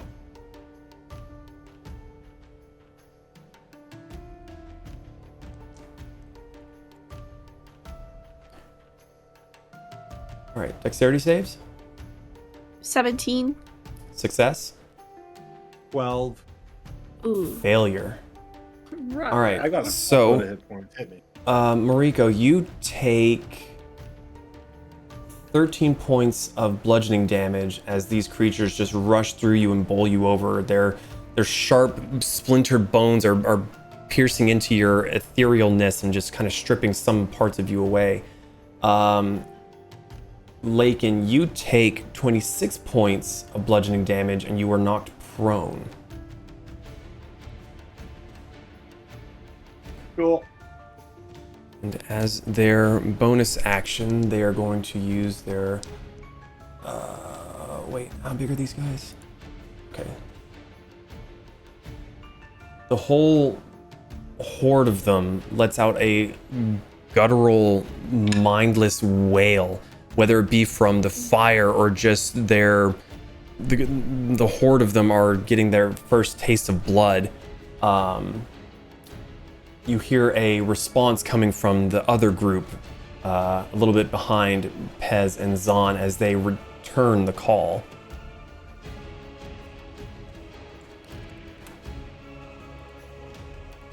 They seem to have bolstered themselves a little bit. Okay, that is going to do it for them. That brings us to Kasumi with Pez on deck. Okay, I'm still on speed, Yes, you are. so I'm gonna do my first attack against this guy. Okay. And since he's not surrounded by anybody, I'm gonna do a bonus action hide. Okay. So we'll roll my stealth. Yes.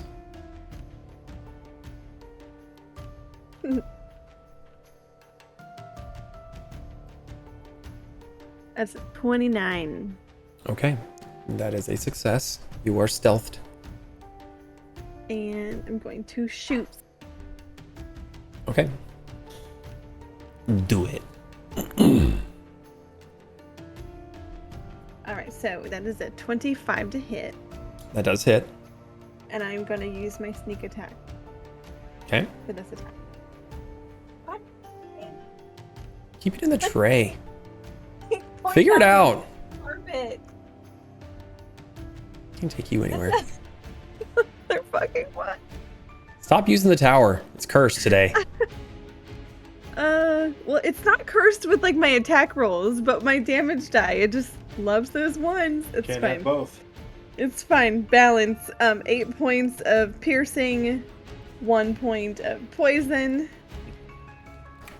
and we're gonna use D&D Beyond to roll my sneak damage. That's a 17. Could have been a lot higher, but here we are. It's because you betrayed your physical dice. Oh, I always do my sneak attack in D&D Beyond because I'm lazy and I don't feel like doing math after doing math all day. So. Mm-mm. Alright, now we're gonna do second attack on this guy over here, the one that's on fire. Okay. Does it have... They are being Oh, flanked by Lakin, so I will give you advantage on this. Sweet. Pack tactics.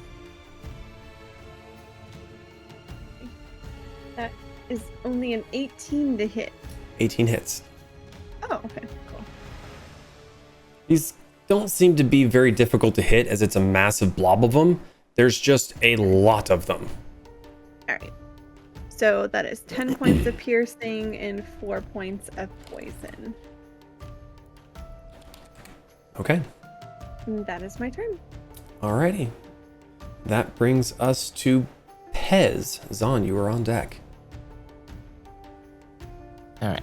I'm going to attack them. As you do. Which mob is looking more hurt? Well, the one right beside you is screaming and wailing and is currently on fire. Fuego. Fuego. They smell good. They Barbacoa. use a little bit of extra spice. And by spice, I mean electrical spice. And by electrical spice, I mean thunder wave spice. Well, which way are you aiming your thunder wave? Because you have a lot of allies around this thing. Gotta angle the dangle. I don't know how to draw a cone, but Hit the little angled ruler, and there's a cone template. oh, look at that. Whoa, look at it go. I'm gonna do that. Okay. So you are able to hit them without taking out Lakin. That's what I wanted to make sure on. Yeah, I'm prone. Fucking send it. All right. Wait, did I say thunder wave or shatter? You said thunder wave.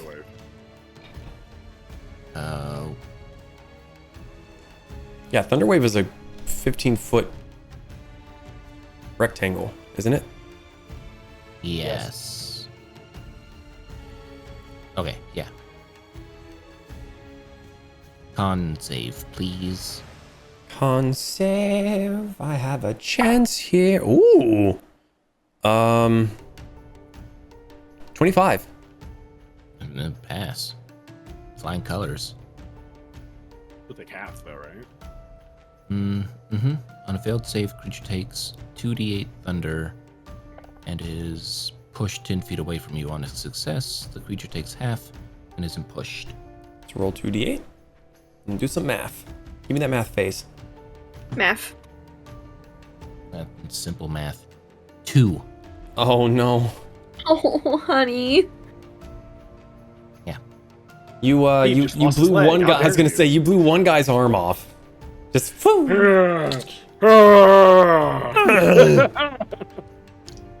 Breeze arm. That was my mauling arm. Anything else, sir? Bonus action. Be annoyed. Easy enough. And I'm just gonna vibe next to the burning corpse is Cool. Neat. The aged barbacoa. jerky. These guys are gonna move right up on top of yous. Oh, fun. Cool. I love that. Yeah, well. Gonna try to hit Pez with Crushing Wave. No, illegal. Ooh, that's a natural 20. Ooh, that Beautiful. sucks because it hits. Oh, wait, no, I can't. Shit. Okay. We need Kirsten. No. Well, that's what If she I gets for do getting my it. reaction of shield, will that help? No. Oh, okay. That'll put. Okay, so. Oh, that's a lot of math I gotta do. It's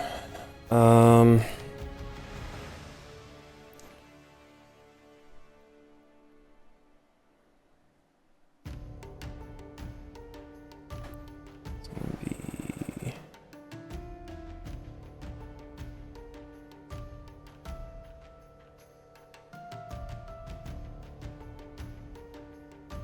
Right, that is going to be 45 points of bludgeoning damage as this other group just slams into you and squishes you between them and the other Duergar that are on fire.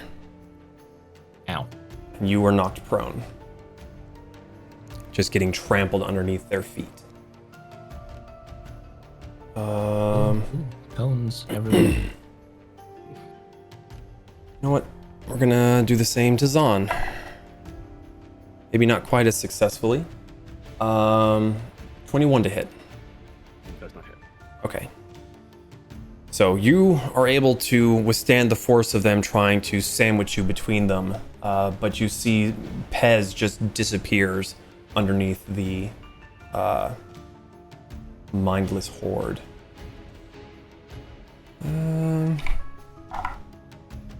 Nope, that doesn't come back. Okay. That brings us back to the top of the round with Zahn. Mariko, you are on deck. DM, Yes. I'm going to move. Yeah, How are you going to move Mia? I'd love to tell you. Well, the reason I'm asking is because you would have to go the long way around, or have your movement be difficult terrain by either climbing over Pez or trying to work your way. I would argue you would not be able to fit through that way. Okay. You would have to go around. Or move 5 feet this way. I'm a rabbit hop 20 feet over there, Okay. and then move now. They will get an opportunity of attack against you. Now with rabbit hop, they don't. You landed next to them and then moved. Oh, sorry, my bad. Yeah. That's going to be a 27 to hit. Yes, that hits. Okay.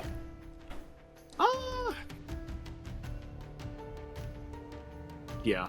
Okay. You have like 167 temp HP. Don't put a damper on my nuke. 10. So that is going to be 14 points of necrotic damage as you go to leave and jump away, these gnarly hands just scratch at your back and your arms as you try to jump. Make a Constitution saving throw for me. Sure, I'm actually decent in that. I will continue to be decent in that. It'll be a 21. Okay, that is a success. You feel like something is trying to work its way into your system, but your adrenaline is pumping and your clericalness is keeping it out. All right, carry on. This is me the hardest I think I'm ever going to hit with a spell. DM, I need you to make 2 dexterity saving throws. For The bones explode, dealing damage equal to the temporary hit points I have. okay, so 153. why do I need to make 2 dexterity saving throws? I'm going to hit both groups. You're only hitting one of them.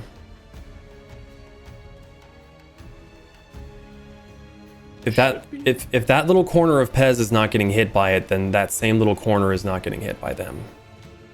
By the ones that are on fire. I can't. Can I get it to 30 without it going like to 30.5?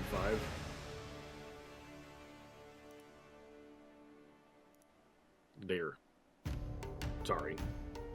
Does that still hit them? It should hit them. I think it would hit Pez too. No, should be 2 Oops, spaces sorry. right there. Not mean to move Mariko. Sorry, I'm trying to. Yeah, that should be good. Yeah, no. Yeah, I just fucked up with my first circle. Yep. Okie dokie. Well, that's a failure. Okay. That's a 5. And that's a 9. Both fail and take 153 points of... I don't know. Probably piercing. Or Yeah, force. piercing damage. Alright. How do you want to do this? I cast Tactical Hell Bomb. Okay. So, Zahn, seeing Pez get knocked down, darts away, does a dope-ass backflip over the mob, and as he turns to run away, he gets slashed at by them, but he gets far enough away from the whole group. He feels like he's doing okay, and he thinks about telling Pez to get down, but he's already gotten down, so he doesn't need to, and then he just Allahu Akbars. And these pieces of bony shrapnel go flying out and just scatter the remains of the undead group. They're both dead. One of them is still smoldering and not smelling great. Now one remains. Wispy. So, with that being said, we are at the end of combat and we're going to take a little bit of a break. So we'll be back here in just a few minutes. Don't go too far away.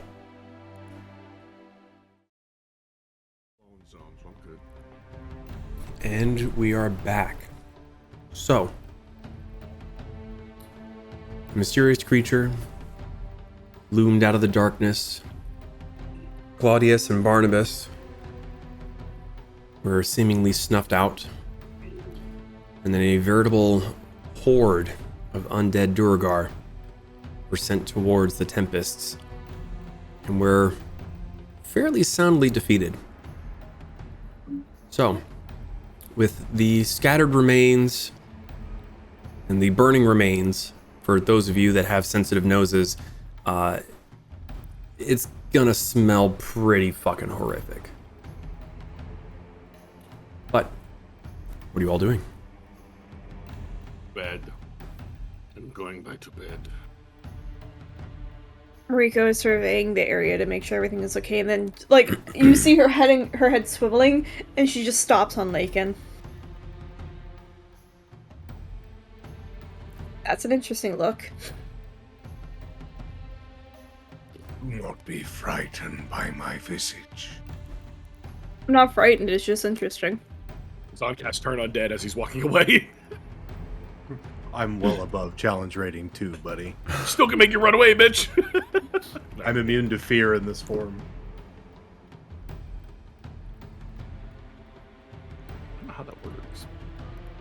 It doesn't.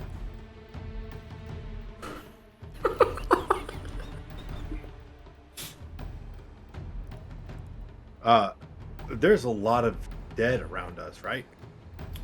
Mm-hmm. Yes. I will mourn the loss of Claudius and Barnabas. And then I will cast Animate Dead as a free spell slot action for me. And 4 more bone men will rise out of the act. You make a perception check for me, Lakin. Perception. 11. 11. It's a bit loud. You notice that some of the bones are coming from different bodies. Where normally when you cast the spell, it comes from the one source. But you're seeing an arm coming from this direction and a leg coming from here, and the remains of a skull rolling from another one. It seems to be a bit unhinged and a little unnatural. More unnatural than what you're used to. Do we have names for these buggers, just out of curiosity? I'm glad you ask. So, we're going to go with Rex, Cody, Day Cal? 5s. Oh. I'm sorry, say again. Rex, Cody, Cal, and 99.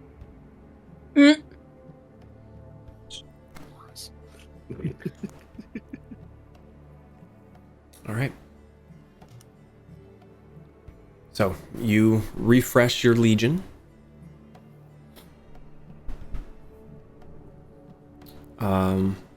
Mariko, you make a perception check as well for me since you are surveying the area. And while she's rolling that, is anyone else doing anything? Zahn said that he's going back to bed. Yes, Son's going to where he was before and then going back to sleep. Let's go ahead. I'm going to punch my way through massive bodies that are upon me and emerge. Just hand.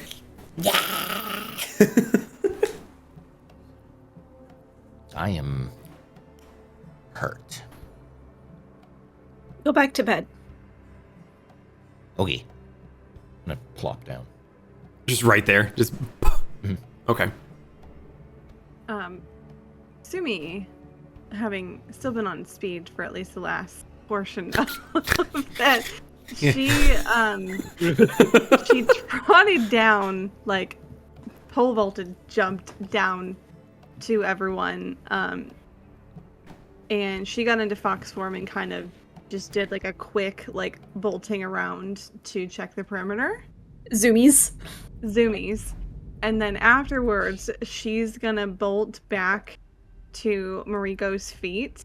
And Mariko's still a fire elemental right now. Oh, you She hasn't are? changed Yeah. back Okay. yet. Don't touch it. Then Zon's feet, unless you've already walked away. I'm slowly walking. I'm still This would have tired happened walking. within a minute of Yeah, so I'm not combat back ending. yet. Yeah, Okay. not- I was going to say, She's within gonna- a minute of combat being done, Zon would have been back in the outpost and gone to sleep. Guaranteed. No, Well, knowing whoever how is quickly that remaining- motherfucker can go to sleep, this is 100% what he would do. Whoever is remaining outside, she is going to pass out at their feet from exhaustion, from the speed wearing off. She's in fox form and she's sleeping. Okay, so we have 3 people asleep. We have a giant Fuego torch. And Lagan. So, with everyone else having gone to sleep, Mariko, Lagan, what are you doing? Once Mariko has made sure that the situation has calmed, she's gonna change back to normal form, go and gently pick up and hold the Kasumi. Okay. She is like dead weight right now. That's how Like- tired she is. Like a limp ferret. Yep, she's noodle fox right Yeah. now. Okay. You just gonna hold her for the rest of the time that you're awake and everyone's sleeping? She's gonna go sit up against the side of the building and just sit crisscross applesauce holding Kasumi. Okay. Lakin, are you gonna do anything apart from playing with your new toy soldiers? My flesh starts to regrow back over my bones after a minute passes, Mm-hmm. and I'm gonna have the boys. I'm gonna have the boys at a 30-foot perimeter and away from the group as kind of like central Okay. that are beyond. So they're gonna be, you know, like 30 feet, 30 feet, 30 feet, 30 feet. Okay. Yeah, but I'll still be able to see them. Yes. They're just gonna be a little further away. They're a good little buffer. Okay. An hour goes by. 2 hours. No sounds. You occasionally hear one of your undead minions rattling as it tries to resocket a shoulder that kind of comes loose as it's standing there. Technically speaking, the next watch would come up, but I will leave that up to you two if you let the rest of your companions sleep, or if you wake Pez for third watch like what was agreed upon before. Mariko's gonna let them sleep. Okay. Would this count as a short rest for Mariko, though, considering she's just sitting there, watching? I mean, technically speaking, with you only needing 4 hours of rest, theoretically, that would be another long rest, I think. I don't remember if there's rules With about her how eyes many... open? Oh, well, okay, you kept your eyes open. Disregard. Short rest it is.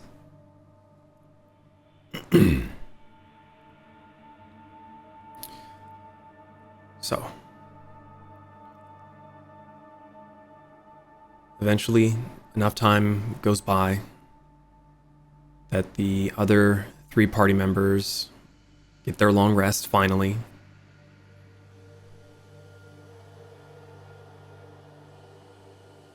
And soon enough,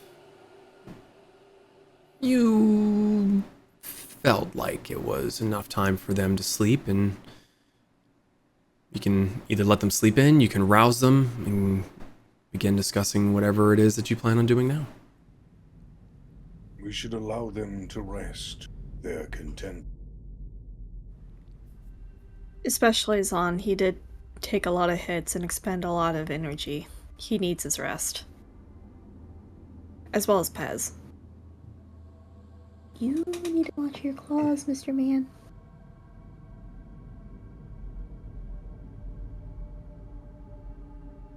It was quite impressive seeing you turn into a flaming spirit. Oh. Yeah, I don't think I warned you that I can turn into an elemental. It was a pleasant surprise to not be on the receiving end of your retribution.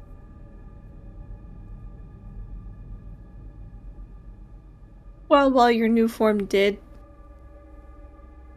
surprise me, I knew it was still you, and I knew that you were not a threat to me.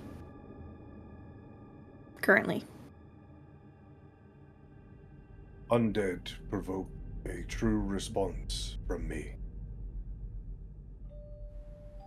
It is a hate that festers and grows. It is as I hate myself.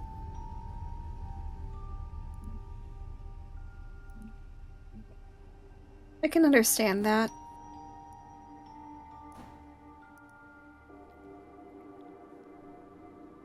I guess the most I can make it similar to how I feel.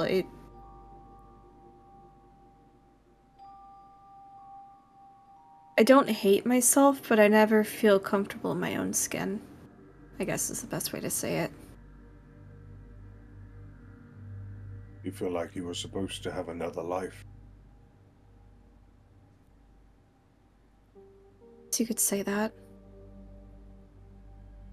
I know I adapt to my surroundings, which is why I've learned to take the forms that I can.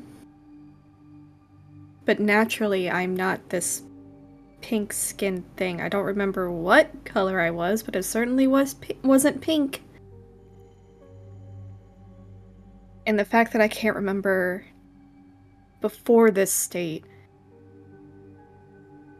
makes me so mad that sometimes I just want to ram my head on the wall to try and see if I can shake the memories loose. Moriko, I do not wish to pry, especially still being as new as I am. Do you recall how you became pink?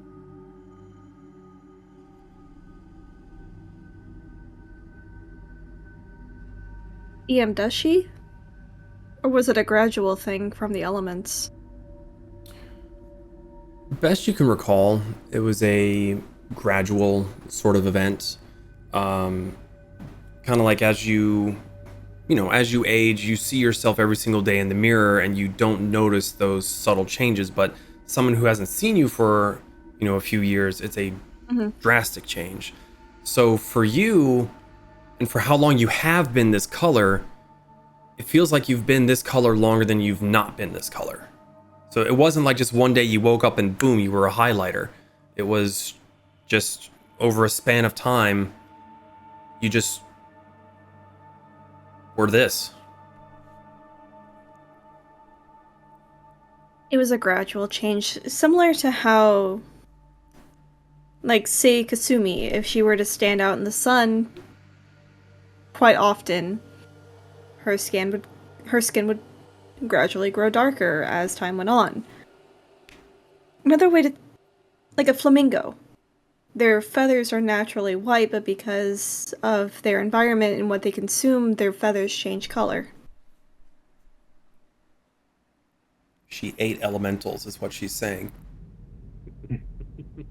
There was elemental energy in the food that she was consuming, not particularly the elementals. Yeah, she just take a rock elemental and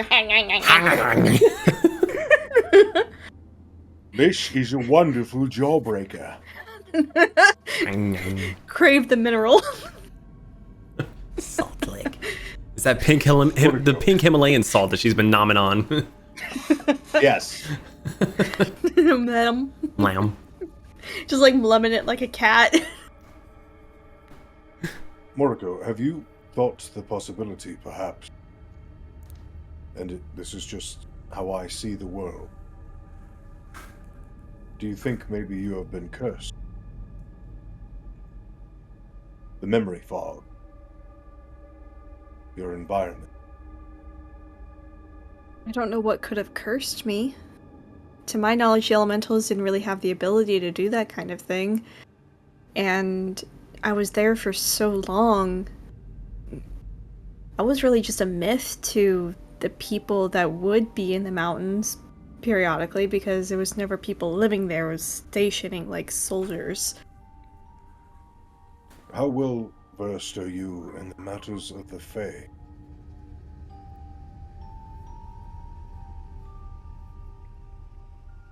Would she know much about the Fae, DM? No, not really. I know nothing. The first time I came across a Fae was when we were in the Tapetal Mountains and we helped some kind of fairy. But you recall this moment with the fairy or pixie or sprite. Yes, because it was when I was with this group.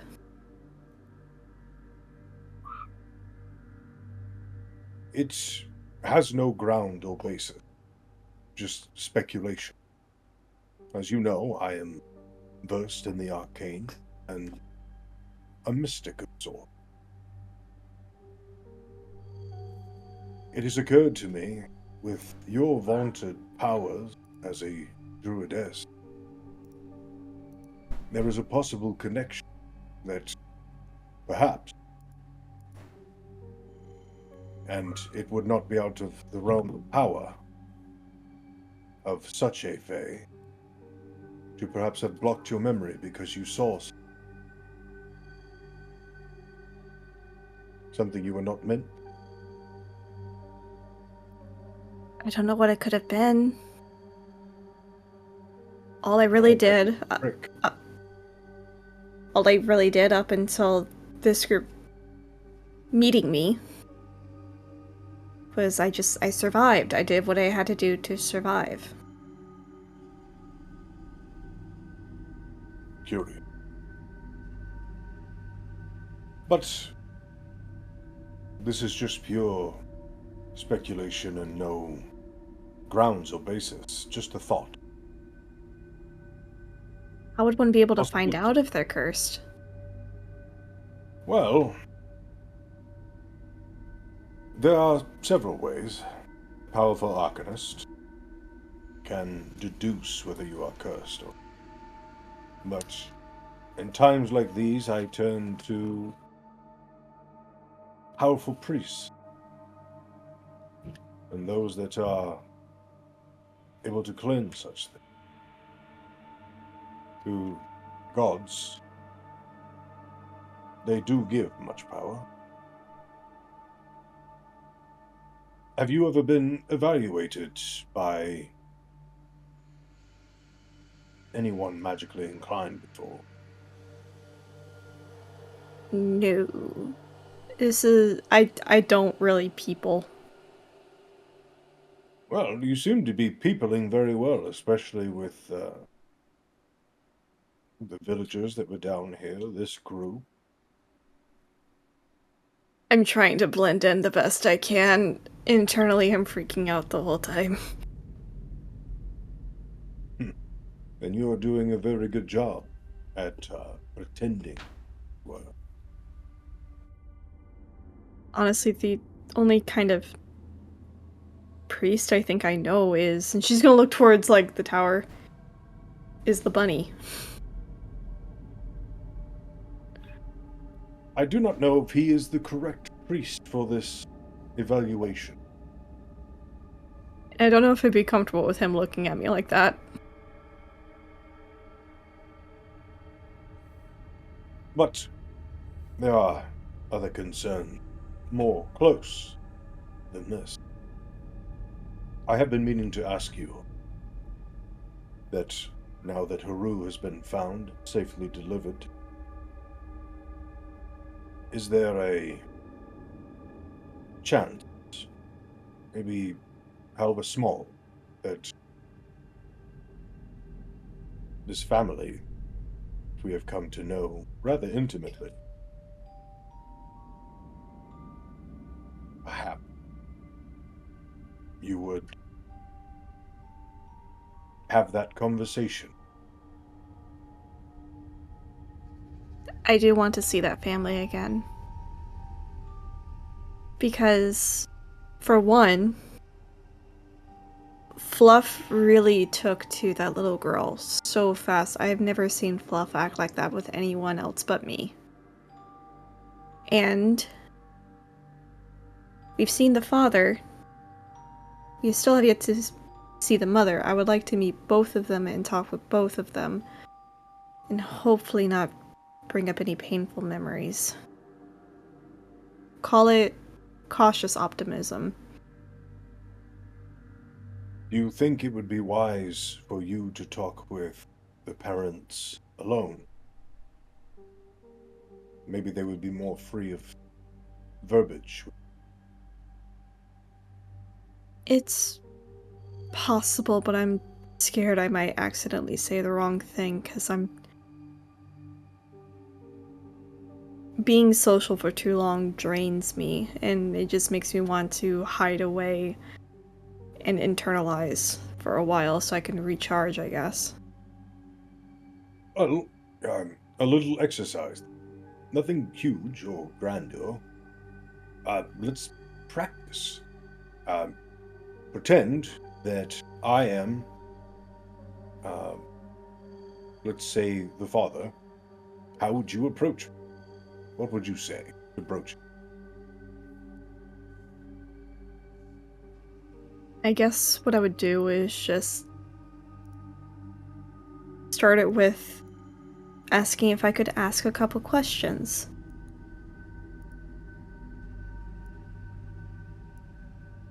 Well, Moriko, you did save my son's life from certain death.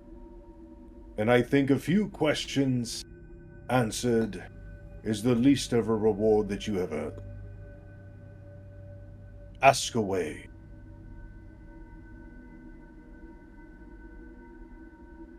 Sorry, I just saw Mitchell making a face and I got concerned a second. This alien space potato had a handful of beard.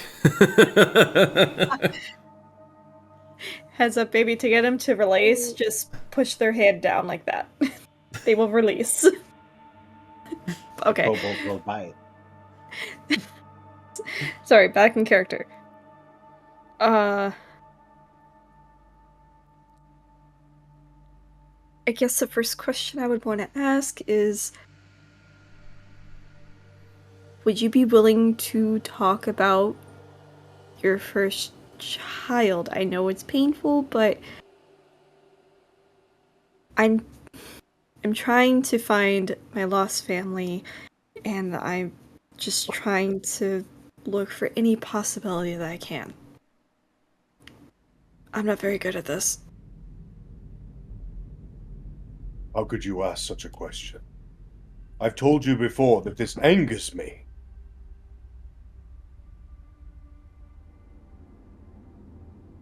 Rika's just gonna start, like, she's still holding Kasumi, so she's gonna, like, butt scoot away a little bit.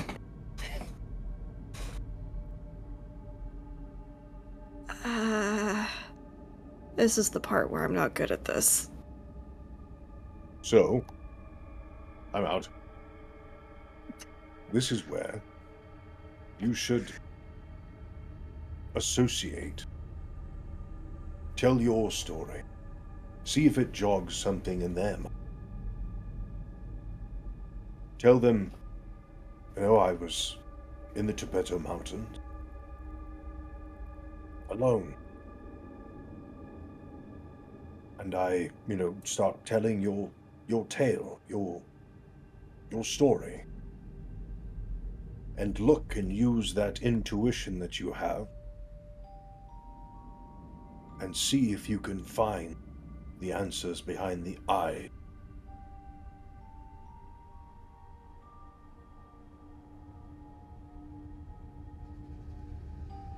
I guess if I can have this conversation with him, I'll just have to go off my instincts. Because up to There you this go. point, my instincts have never failed me. I mean, hell, if it wasn't for them, I'd be dead.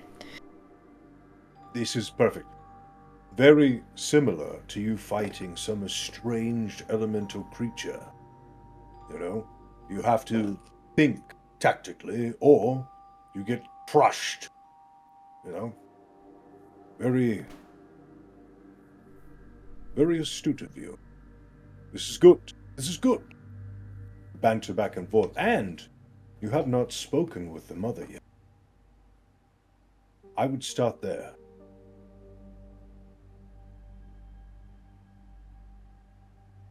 But let's say, for all intents and purposes, that this is not your family. What would you feel?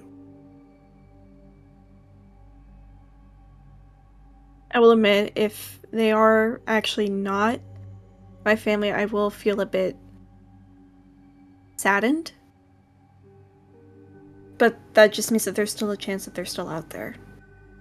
I have no way to prove that they died. I have no way to prove that they sunk to the depths of the ocean and that only I survived.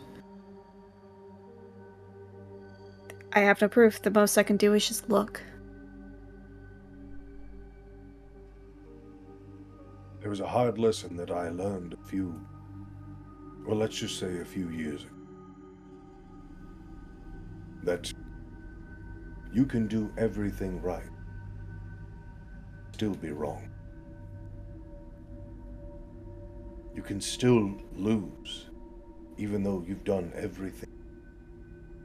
So don't think that all of this, even though the motivation may have been to find your family, to rescue Haru, because he could possibly be your brother. Don't think at the end of the day that none of it mattered if you don't get the thing that you want. Because you did good, and we are continuing to do good. I know. I still would have done this regardless of the motivations. But I'm still cautiously hopeful that this actually could be them. One of the last meditations I did with asking Aaron about if they are my family, I didn't exactly get a strict yes or no, but the implication from her is that this is them. I just want verification. Very well. So then, my last, final question would be, if this is your family, and you now know it is them, your reunion happened, what will you do concerning Tempest?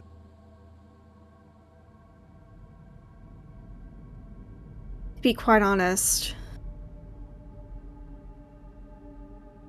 I've been starting to feel like maybe following the Tempest may have been a mistake, because the implication I had was that a group helps each other, that they don't lie, that they don't run away, that there is communication, and that if someone says that they're going to do something, they're going to do it.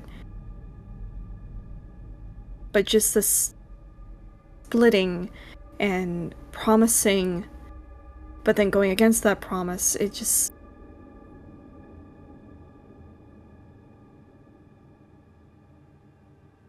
I'm starting to wonder if I actually have a place here.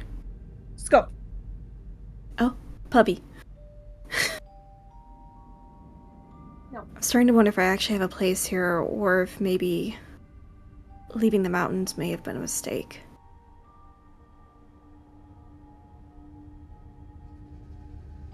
I am of the proponent, as most are, that everything happens for a reason.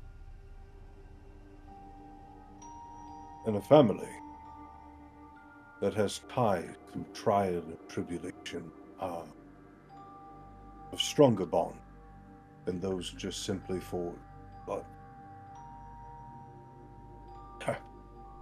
My own father pitted me against my other brothers to see who was the strongest amongst them.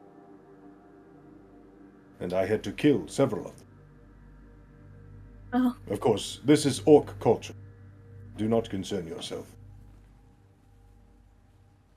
I was very young, naive, and in a warrior's culture, it is the strong who rule the day. But I'm getting sight. The point is, this, as I kind of like look at a few of these sleeping mounds, Zon mouth hanging open in a ball of fur. I can't see where Pez is. He's probably somewhere under a cinder block or something. And he's corked the cinder block hole. Yeah. This family, though it may make mistakes, it may do things that make you question whether or not they're right or wrong. I'm here to tell you, Moriko, good and evil is a closer line than you would believe, and it all is a matter of perception. Every single one of these people, including yourself, are good. And you're more alike than different.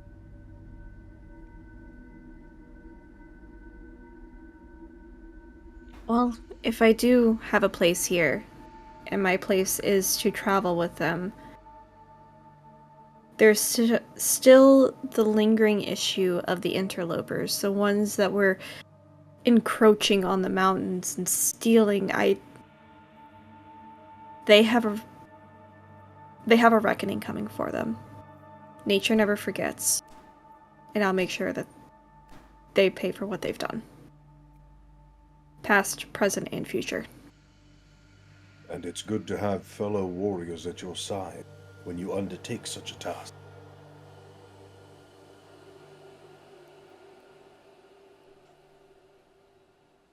Well, should we wake them now?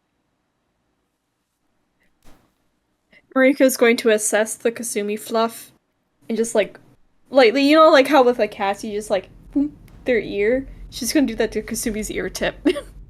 Immediate, gonna be the paw smack ear. No. No, I don't want to get up. She does start to You're not my stir a real little mom. bit after being The big provoked. the big swaddle jail stretch. Yep. Yep. I'll go pull the kobold out of the cinder block. Hello. Good morning, Pez. How are you? That slept like a ton of bricks. I think you slept in a ton of bricks. That too. That's probably why my back hurts. Mariko would gently set Kasumi down on the ground and then go and just poke the Zon cheek. He's actually dead. Bah. Bleh. It's not even a hard poke. It's just a touch. It's like when you go to poke a chinchilla and just kind of keeps going in. And you're like, "Where's the chinchilla?" I'm Zon and I'm fucking dead. Zon stretches.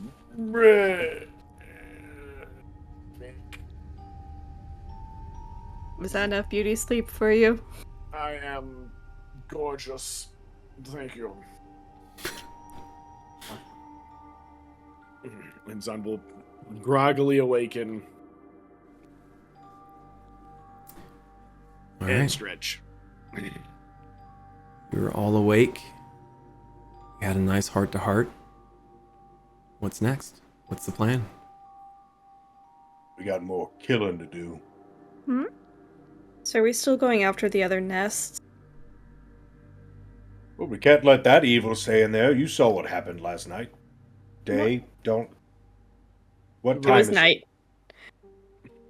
What was DM, that? what time is it? Mariko looks at her wrist, goes, somewhere around midday. What are you talking about? All we fought was a horde of zombies. Dwarves. There was that creature that heralded them. Yeah, That thing what- was creepy. Zon What just was stares at you, blank face, just no fucking clue what you're talking about. It's There okay, was we know it's very darkness, dark for you. darkness, darkness, teeth. Teeth ran away. Darkness, darkness. Fuego. Bone zone. Bone zone. Bone zone. Yeah. So that critter looked like one of the tentacle things that like to do the stabby stab with a bunch of teeth, only bigger and older. So I'm I had to guessing stare that- down with it. Did it have eyes? Nope. I think it won. It looked like it was collecting bodies, and that makes me really uncomfortable. Zon is just looking between everybody that's talking. Who? I don't understand. Remember one of those things that you fought that had multiple little arms? I have fought multiple things that have multiple arms. In the nest. Actually, no. This one only had 2 arms. Sorry. I mean, like the tentacles. Yeah, this is the one that you saw, Mariko and Kasumi. This might be a little bit more relevant to you. Is one of the ones that seemed to come up out of the ground. Mm-hmm. Yeah, just making sure. Just Okay. a bit older. Okay, one of the bitches that popped out of the ground in the nest. Oh, you mean one of the ones that I was ditched? As Zon just stares at Kasumi. It was an What? older version of that. Oh, okay. No, I remember that vehemently.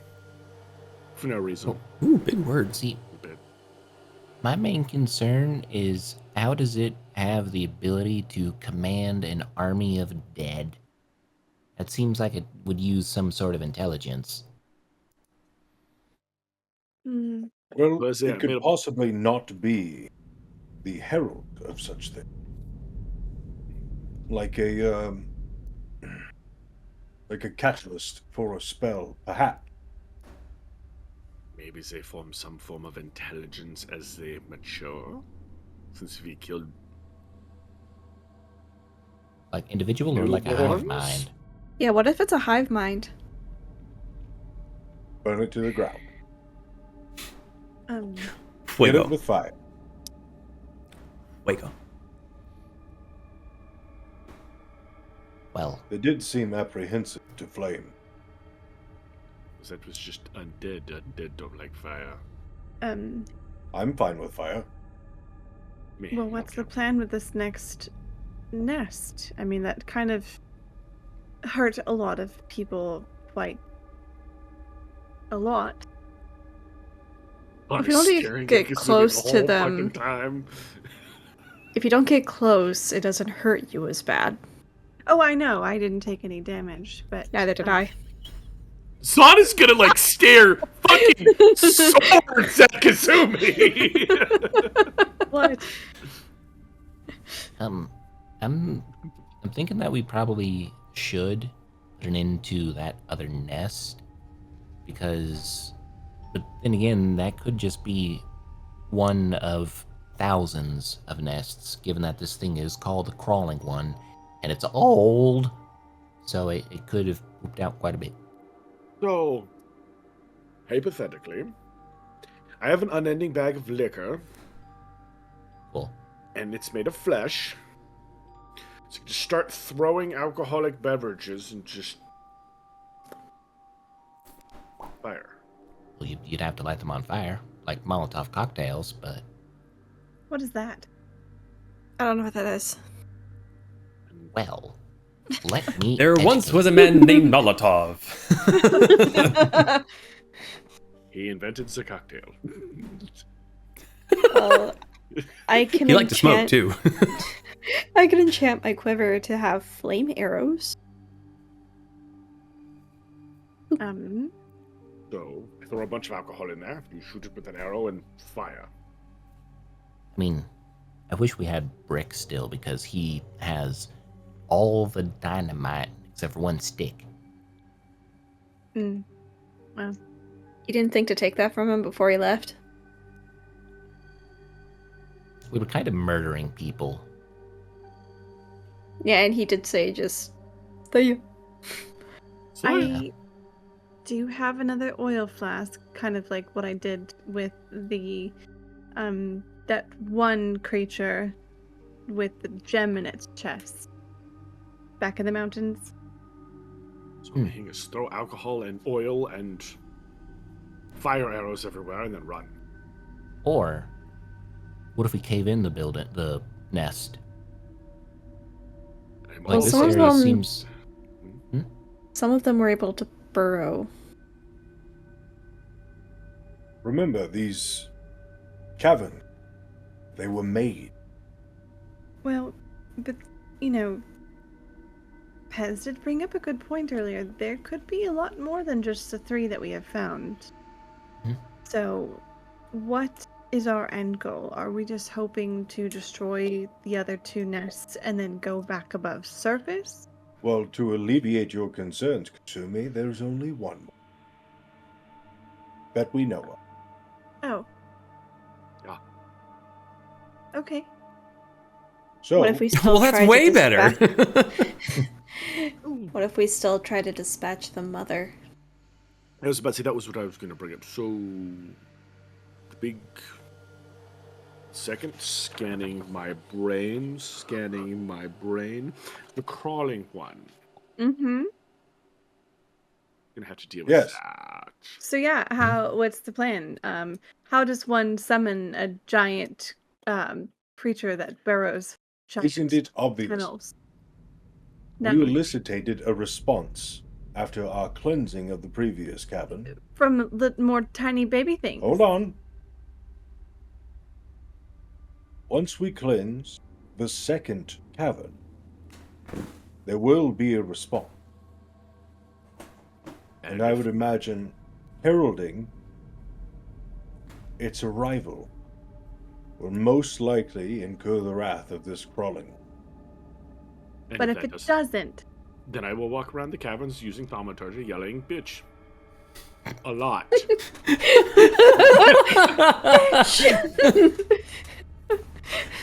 Someone get that man a ukulele. Bitch! so do we just want to have a plan to where we just go eradicate this last nest and then wait it out again like we did, prepare for an inevitable attack, and if that attack doesn't come from a ginormous thing and comes from more baby things, then we regroup above surface, because I'd rather not stay down here in these dark holes for any longer than I need to. If Why are you let's complaining? one thing at a time, Kasumi. If everyone's still up for it, we cleanse the other nest, see what happens. If nothing happens, we leave. Okay. It's the Long as best lead that we that's have. agreement. I'm That's still up fine. still up for yelling bitch a lot. You can You do can that. still do that. You do By that yourself regardless. down here. Well, but not with thaumaturgy. I just wanted to have a potential out, because I don't want to be stuck down here forever. At least you can see. Hey, I will not be missing prepared much. to do spider fairy service. Perfect. And we won't be going into the next cavern alone. What do you mean? Oh, you didn't see this. No. I clap my hands, and 99, Cody, Rex, and Cal come wandering over. Oh god, they're hideous. It seemed like they came from a very far, far away place. Affected zombie sound. Yeah. Long time ago. Leave them look the same. Once again, proof. Just why do they look all the same? What if they're Well, siblings? first off, you shouldn't implement that all Duergar look the same. It's not a good look for you. But these all look the same. Is it a copy paste kind of thing? Well, listen. It's a complicated process, and it's not foolproof. However, I ended up with 4 gems These are some good lads. Hmm. Especially Rex. He's my favorite. Well, I thought you weren't supposed to before- play favorites. They're my children, Moriko. Stop it. But for you say, guys. Look, before we get all midichlorians all up in here, we should probably head out and start burning stuff. Yeah. Zon pulls out his unending bag of liquor. I'm ready to set things on fire. Good at that. Pulls one out, takes a sip. I'm ready. Now, do these come out as bottles or like martini glasses? Depending on the drink, it's never a bottle. It's usually the martini or like the cocktail drinks. That's hilarious. Yeah. It's unending. I have a lot. I'm willing to throw a lot. If it's a It's Stein. going to take forever. Just rapid fire throwing martini Just glasses. open the bag. Everybody start reaching in, baby. Let's fucking go. It depends on how many motor oils you get. It took us like 20 seconds to clear the last one. It's felt a lot longer than that. It Yes. did Yeah, it feel felt like 3 hours. But if we set it on fire, we Weird. can just stand at the entrance, and then they can come to us if they even knew. Mm. Yeah. I could pop the bubbles, and then the little babies could come out because I got range. Did you say you have Pez can dynamite? do the giant fire thing. The giant fire thing. Yeah, when he makes a big circle of fire appear. Mm-hmm. I don't know what it's called. He just does it. Like it just comes to me. My frills cover my eyes because it's bright. It's Yeah. instinctual. Instinctual fire circle. So you have a burning ring. Is it only More, after more like you a eat? ball. But did you fall into the burning ring? The DM heard me, and that's all that mattered. I know, which is why I tried to steer it away from that. Johnny Cash cannot save this, okay? I know, but I tried. By the way, Zon, what did you do that made the bones attached to you like magnet? Well, it's a spell. Cool. It is a spell called Bone Cage. It was a spell. He walks away. He was in the bone zone. Long story short, if anything around me is dead that is bony and or corpsey, I can pull from that corpsey thing and use it to shield myself. And then I become a tactical nuke if it happens to be a bunch of undead.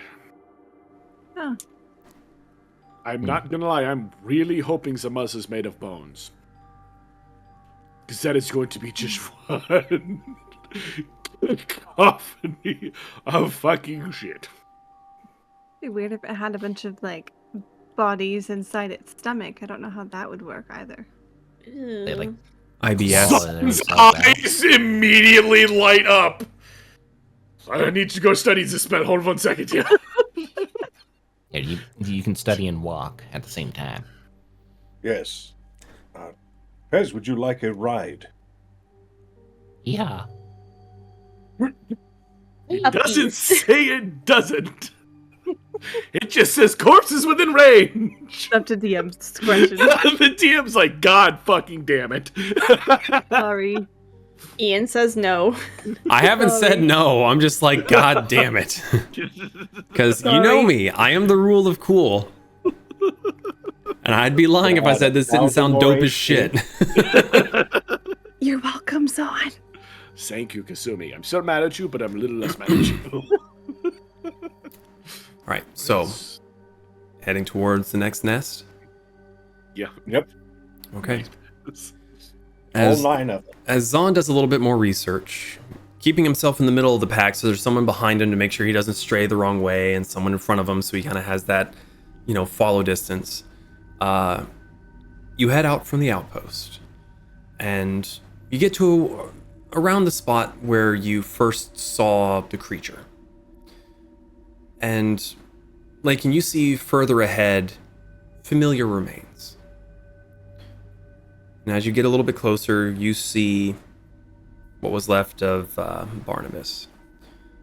He seems to have been quite literally ripped limb from limb, and whatever was spread apart has been stomped and crushed, likely trodden underfoot by the massive other Duergar coming through that particular alleyway. Or tunnelway, I should say. You walk a little bit further along until you find the turnoff where you remember the other barricade was. And as you turn in there, you all feel the temperature start to drop.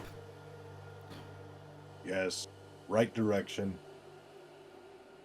You move further, and you see that the barricade isn't really there anymore. It is, but it's been knocked down. And thoroughly knocked down. Oh. But to be owing, I can't see. The barricade is not up anymore. Bone army had to come from somewhere. Well, or something bigger went through. Something crawling. So wait, Ian, is the barricade like out that way or that way? Like inwards or outwards? I was wondering if someone was going to ask this. The barricade has been knocked inward towards the nest. Oh. Oh yeah. But to be owing, what? And as you, Something went in. with your particular perception there, Moriko, and Lake and you would be able to see it too, because you probably would have been looking. You see the not quite twisted, fleshy, undead Duergar that you had been fighting the night before, but the remnants of Claudius. Except the middle of him is gone. There's been a murder here. Who Who done it? The crawling bitch. It's not ready thaumaturgy. Are we doing this? But if we I'm ready. Going into the holes, on. Oh, that's my favorite thing to do. Let's go. All right. Down the rabbit hole. I'm Exactly. I'm gonna bonk you. I'm preemptively turning my shotgun and back into rifle. Zod turns to face Kasumi, looking the wrong way. But you're gonna bunk me, Piss. Okay, Peanut, calm down. As you descend into the second nest, one of the first things you notice is the cold. It's not just the absence of warmth, it is a presence of chill. Compared to the other nests that had been warm and cloying and musty. This is the kind of cold that settles into your bones and tightens your breath. You feel great. Doesn't feel that bad in here. How do you feel? Is it cold enough to steal our I breath? feel nothing. Yes. Yes, Pez. I breathe smoke like a dragon. This is purposely. I like how four of the Tempests are breathing out this mist, and there's just nothing coming out of Lake's face. Ah, his face. Careful. There's a bunny. But apparently he likes holes. You walk in a bit further. The fleshy walls that you had seen in the previous nest are now stiffened and seem to be sloughing off, flaking in leathery sheets like discarded skin. It's littering the floor, and your footsteps are kind of crunching into it like dead leaves or fresh snow. Are we stepping on chips? the endless chips and salsa was had here. Where the other nest had the iridescent and bioluminescent mushrooms, this nest is completely dark. So Zahn has basically no hope of seeing anything at this current point in time. Can anybody see anything? Can I cast light so I can see? Not yet. Oh, okay. I guess I'll just sit here. Marika will hold Zahn's hand. Yay! You think it's Moriko's hand. Rico, why is your hand the size of my head? Just keep walking, little bunny man. Ah!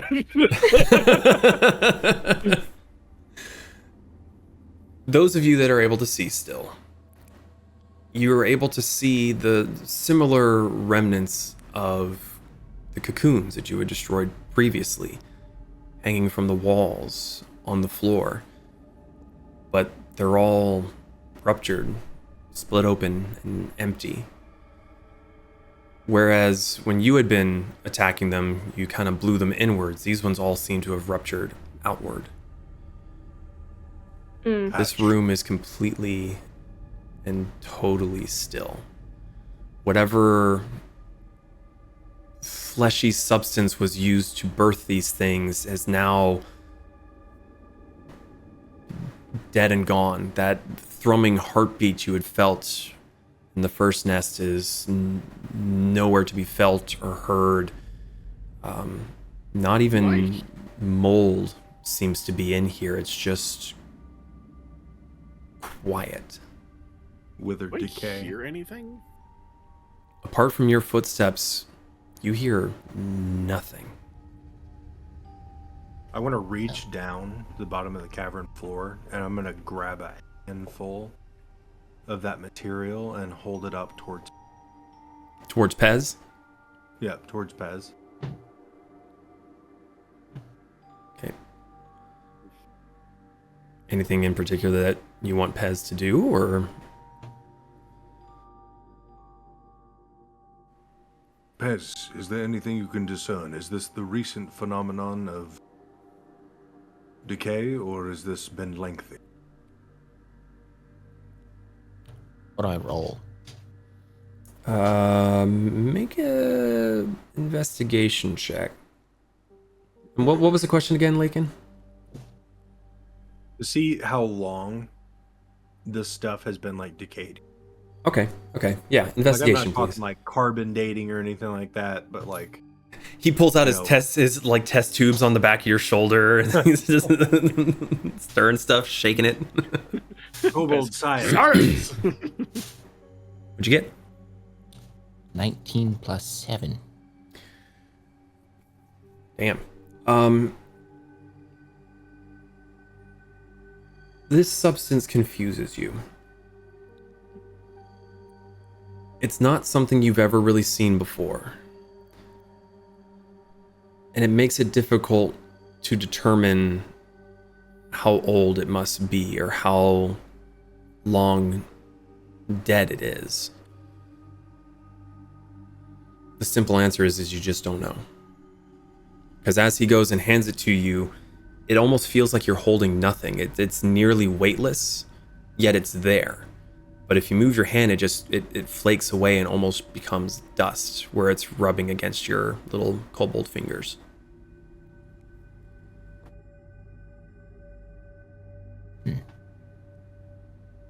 Well, what do you think, Pez?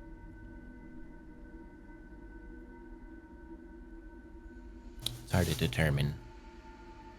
You know, has any of y'all picked up a worm and then like looked at it, and then it suddenly like squirted out tubules and all that?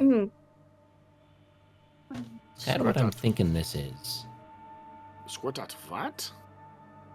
Some worm species that I've fed to my various dinos on the farm. They squirt out these like tubes that let them feed. Yeah. Oh, well, you're lucky. And that's kind of what I'm thinking this crawling one is. A big giant worm that expands parts of itself to grow more of itself. At least that's my hypothesis currently. But whatever did this, it's long gone. This environment that we're in, the eggs are broken out, so whatever it was already hatched. And what I'm thinking is it's mad and it's trying to gather all its bebes to probably attack whatever killed its previous nest. The barricade was broken inward. Hmm. And we did not see track or sign of anything else exiting from that entrance. I say we follow them. See where it leads. Agree? Well, they're not particularly do much of anything anyways at the moment. You'll get to burn stuff before. No, I mean, I still can't see. He's already double fisting. He's like, "Aw." I'm gonna cast Dancing Lights since that's less bright than light. Okay. As Pez casts the spell, and there's at least a little bit of light going into this room, the fleshy substance that is there is now gray. It seems like, apart from all of you, there's no color in this room. It's a really, really bizarre experience where you're just this vibrant kaleidoscope of people, but then just dark grays and blacks, maybe little bits of white where some of the fleshy stuff is kind of dusting away. When we first explored these caves, they were both like, we're not, but when we looked in them both, they both looked the same when we first did they not? What do you mean? In the nests? When we barricaded them, they were both. You did not barricade them. They were barricaded by the survivors. Oh, fucking dude, sorry. Unless you guys played a game without me. Yeah, No. we did. We leveled up 3 times. I'm trying to refresh my brain. Mhm. So the walls that were fleshy, they felt like alive. Correct. I'm trying to remember. Like, Yes. They felt like they had a pulse. They were alive, they were thrumming, they were squishy. Okay.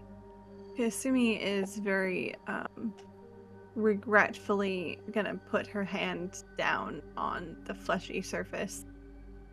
Somewhere, like the closest thing to her, to see if she feels anything. You put your hand down, and the substance that's there gives way with no effort. And if you were to keep pushing, you would eventually touch the hard stone of the wall or the floor. And as you pull your hand away, there's just flakes of stuff, and kind of shake your hand and it poofs off into the air. Okay. So no like pulse with it, no energy. Whatever was here is totally dead. Well, there's nothing else going to be growing here, but doesn't mean that there's still not something at the end of it. Moriko, Hmm? with your passive perception, as you're all standing around and trying to figure out what's been happening, there's a faint flash, a glimmer towards the center of the room that catches your eye. Somewhere on the floor. I'm immediately going towards it. Okay. Moriko splits off from the group, kicking up some nasty floor dust. You get towards the center of the room, and it was difficult to see it before because its flesh matched the rest of the room in the lack of color. But you see a malformed husk of one of the cocooned creatures laying on the ground. Its body is twisted and shriveled and is completely still. It looks like it was never fully formed. And in some places it looks like it was even stepped on and crushed. It's laying at the bottom of one of the cocoons hanging from the wall. The skull itself is cracked open, and within is that flickering, glowing. It appears to be one of the younger versions of the creature that you saw the night previously.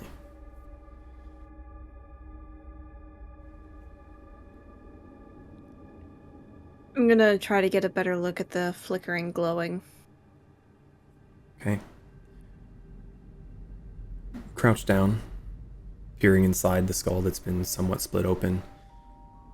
And you see what looks like a glassy, crystalline structure.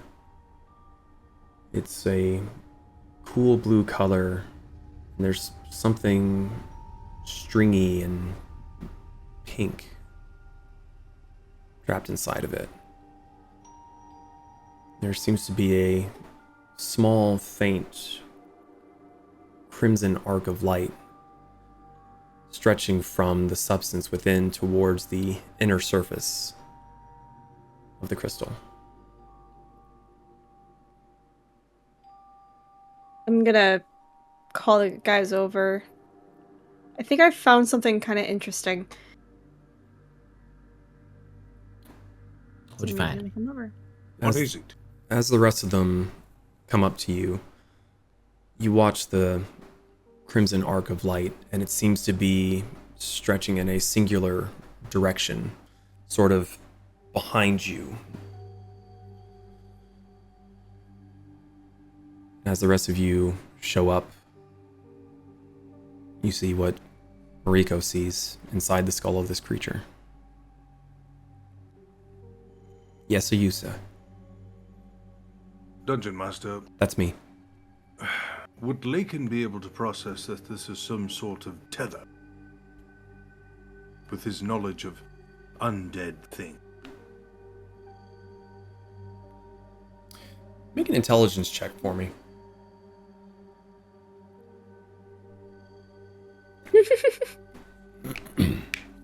Sorry, I was drinking. Was that the guidance? Okay.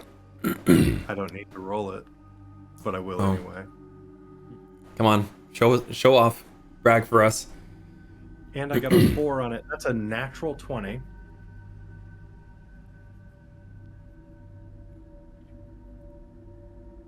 Guys, 24. Natural 20. Okay. There's no pluses. I have no plus intelligence. You're not gonna lie. You look at this for a moment, having to kind of lean your way this way and that, because the skull is just partially split open and it's on the interior of it. You actually see two strands of light arcing within.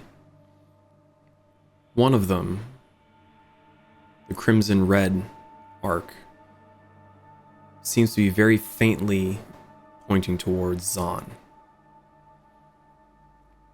And there's another one that's arcing more towards the northwest, the way the tunnel was originally heading. But there's no color to this one, and it seems to be flickering very, very faintly. And the more you watch it, the fainter it becomes. I look over at Zahn, and then I look back down. I look back at Zahn. I look back down. Am I getting an infer that this is some sort of tethered presence, whether it be magical or... This seems to be some kind of organ, or it's difficult to tell exactly what it is, but it definitely seems to be pointing in directions to specific things. All right. Hold on, I see want to. Do I do this or not? Yep. Mariko's just gonna haul off, like, open the skull more and pick up the thing. Okay. Oh, I'm glad I can't see anything. You would be able to see Where's this, that Zon. God damn it. Shiny! Going for shiny! Pulling from within the skull is an oblong, not uniform shaped crystal. And it seems to be some sort of organic matter that is trapped within it. And it is from this organic matter that is having the arcs point. And as Mariko pulls it out of the skull, it doesn't fight you. It's very easy to pop it open. But as you pick it up and turn it, the arcs of light remain pointed in the same direction no matter which way you are rotating the crystal. Oh. I believe it's some sort of tether Where is it pointing? towards you. In what other direction? Mariko, as you've pulled it out of the skull, you are also able to see there is a... With your back to the barricade, you've got the one tether pointing to Zon, and you've got one that's pointing to your back left if your back is still to the barricade, if that makes sense. Mm-hmm. So, like, if you were continued up the tunnel and you split right, it seems to be pointing in that direction. Would that also be in the direction of the previous cavern? Negative. Okay. The previous cavern is further south of you, so to your right. Okay. So I'm totally innocent and it's not tethered to me. Zon, step to your left 5 feet. Does the red line move? Yes. And it follows on. Follows on. Zon. I think we have our way to track this thing. Wait, Tracking, what? it's tracking Zon. Well, you guys have made inferences before that these abominations are somehow connected to Zon from where he's from.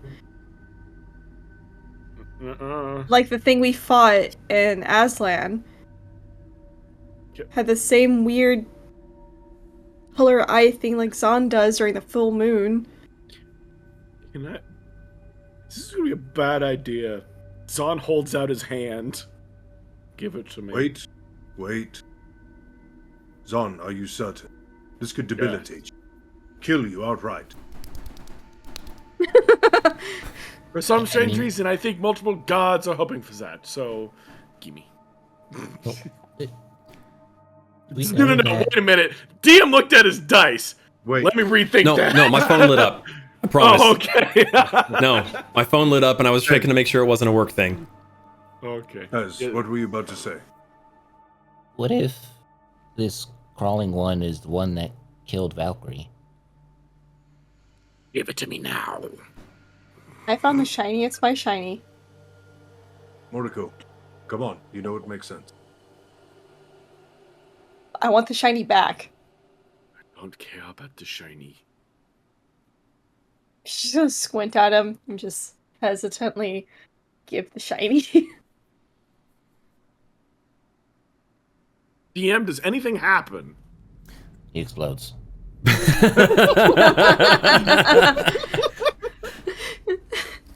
Much like the plasma orbs that you used to play with at Spencer's, that crimson light seems to arc between his fingertips. It doesn't actually come through the crystal, but the electrical plasma, whatever it is reaching and touching the edges of the inside of the crystal all along his palm. Zon, you feel a soft... You almost miss it. It's a very, very soft, subtle vibration. I regret. Interested. I regret. Interested. Don't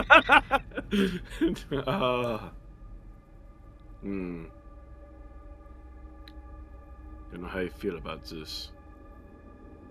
Like, is it...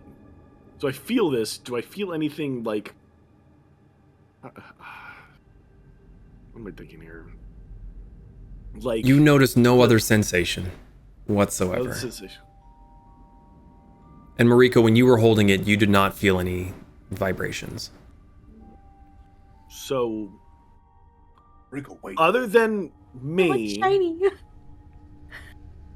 is some of it also still pointing off in like a? Yes, but that other arc is colorless, and it seems to be flickering. If I Every- point it in that direction. Sorry, like every 5 to 10 seconds, maybe every minute or so, you see it arc again. But as you turn and rotate, that arc is staying in the same direction, no matter how you orientate the crystal. Well, that's when I point it in that direction. Does the feeling get any? No. No. No. I don't know how you feel about this. Someone's gonna hand it back to Mariko. Snatch. Doesn't fucking want it anymore. I have no questions. And all of the questions at the same time. And I don't want to know the answer to any of them. The fancy arcane looking compass. So I guess it points to two things. Or all things from a certain area. I am so close to banishing you. I don't know. Please don't. That was very profound. So, if I am one, does that mean I'm related to, like, God killer. the crawling one? Yes. I don't know if I can handle this. Too bad. Gonna have to pull up those bunny bridges. I just looks at the crystal. I hope I don't have one of those in me. You want me to look? Stay the fuck away from me. I'm curious. I want to run a little experiment because I have a little hypothesis growing in my little brain. Can I, actually, Mariko, since you're the champion of the shiny crystal, can I have you notice if it dims any if you walk, let's say, 30 feet that way? Notice if the shininess dims the one that's pointing at Zahn. Because I'm wondering if it's a proximity thing. Okay. And she's gonna go 30 feet away from Zahn. Yeah, the further you get away from Zahn, the arc gets a little less, slightly less direct, and the slightest bit less vibrant.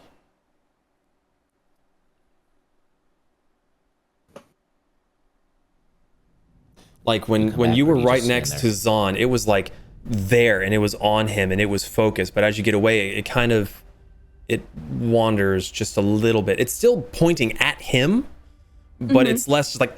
Meh. DM, That's me. was the beam pointed at like his chest or his head? It seemed to be just the center of his being. My creamy center. Gross. No. And then the other colorless tendril is pointing in a different direction, Correct. and it maintains a consistent basis even when Moriko moves 30 feet away from the group. Say it one more time. It moves when Moriko moves in the direction of the colorless tendril. It's still pointing the other direction. not Correct. The one pointed at Zahn. Okay. Correct. We follow this tendril. All right. My hypothesis was correct. Just gonna write that down. So Write it in your diary. He has one scale that has tally marks on it. Only 2 marks on it. why me? Mm. Because Your god killer. Issue. I don't know, that sounds like a badass title to me. So we gonna track this thing or what? Mm-hmm. Let's roll. We have our heading. Lead us to the creature. I wonder. This gem. We did not see any others like it in the other cave. Mm-mm. Curious.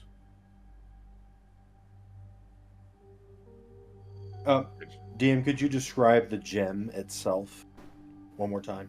You posted an image of it, I think. Yeah, I do have an image posted of it. But Okay. think of it, for those of you that aren't part of the Discord, I will describe it as best I can. Imagine that you have mined straight from the earth a large sapphire, a little bit bigger than a softball, but it's oblong and pointed. Very sheer, jagged cuts. Within looks like just a bit of spaghetti brain substance that seems to be trapped inside of this crystalline structure. And from the very center of that nebulous, fleshy stuff is where the arcs of electricity or whatever arcana is in there is what's arcing to the interior side of the crystalline walls.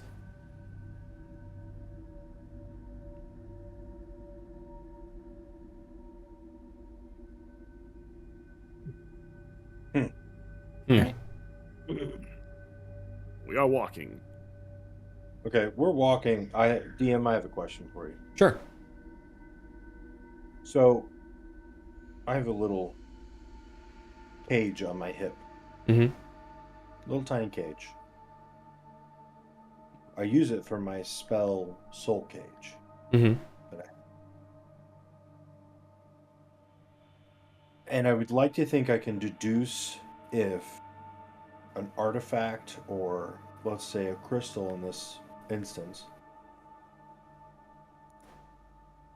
would be able to house like a soul gem if there is some sort of life force in this gem.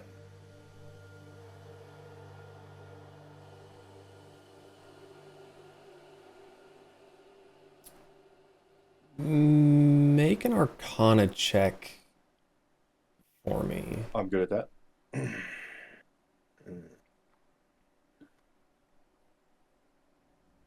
That's an 18 on the dice. You already know I'm gonna guidance that shit. Yeah. And total is a 26. 26. This thing, these creatures, are unlike anything you've seen or experienced before. While it does look like some sort of organic something is inside of this crystal, it's difficult to tell how much life is actually there, if it even is life.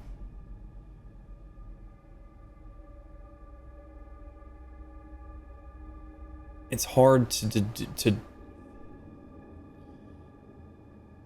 I'm trying to think of a better way of saying you don't know, because this is not something you've ever encountered before. It's not like it's normal brain tissue or like a heart or something that you've seen in another creature before.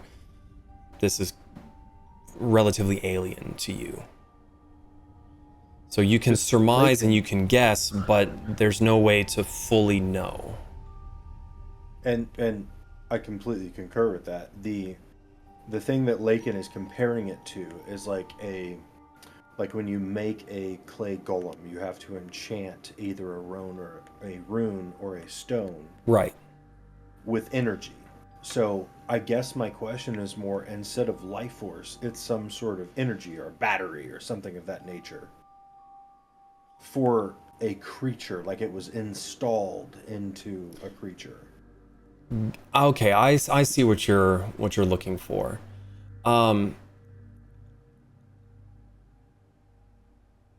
Again, I will say at the get-go, you're not 100% sure. Because you've only seen this one, and you didn't check into the other bodies previously, so you don't have anything to compare it to. But in a weird sort of way, it kind of does. But at the same time, the stuff that you've seen used before to power such things are more purely arcane in nature, versus this seems to be something that was trapped. Okay. And with the body that it came from being malformed and twisted, it's tough to say if this was purposefully like this, or if it was a side effect that also warped the creature itself. Okay. Okay. A solid Just maybe. formulate. Yeah. I'm just formulating. Thank you. Thank you. And we're walking. Okay. So, Mariko, have you made any decisions? I want to attune. You do? Yeah, I'm curious what attuning will do, so I want to attune. Do you want to have the party stop for a while so you can properly examine and Yes. Oh, this convince thing them? can be attuned to? Yes. Oh boy. Mariko's just gonna... I want to study this a bit before we get going. Please. So, like, we're stopping right here. I will gladly pop a squat. Zahn can cast light if he needs to, but I need to examine this. How long do you need? Not that long. About an Are hour. you trying to join with this item? Yes. I feel a very strong urge to. Okay, well... Just be careful, Moriko. We don't know what it is and if it gets a hold of you. To be fair, I didn't react to her like it did.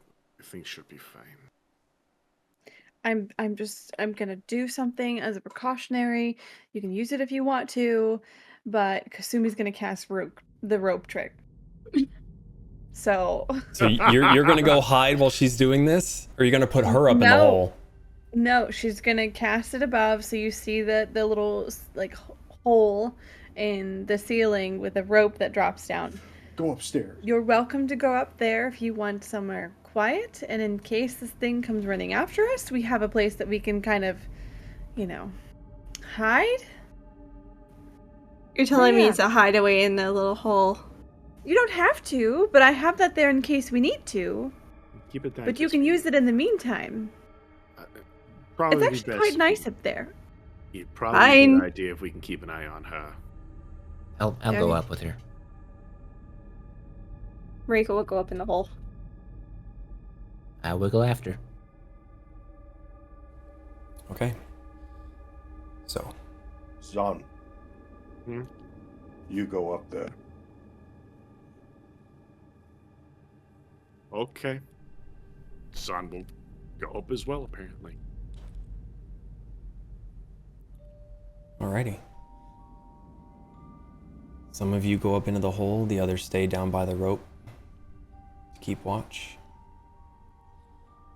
Mariko, you sit crisscross applesauce, the crystal held in your palms. You stare into it, studying. You feel a bit of a draw after a while. And it takes you a moment to realize that while you're holding it, Zahn now has a faint red aura around him that you can see.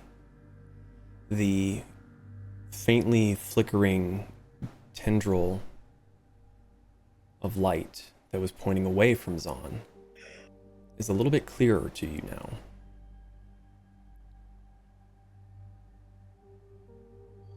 I'm actually going to give her a second to read through that. Let you guys discuss. I got to 10-1 super quick. Okay. Moriko, Oh, did you go up there with her? Can she hear us through there? Yeah, it's just a little, it's an extra dimensional space. Okay. So, how are you feeling? She looks Fine. fine. Okay. Fez, Zahn, Yeah. everything okay? Yeah. Doc again.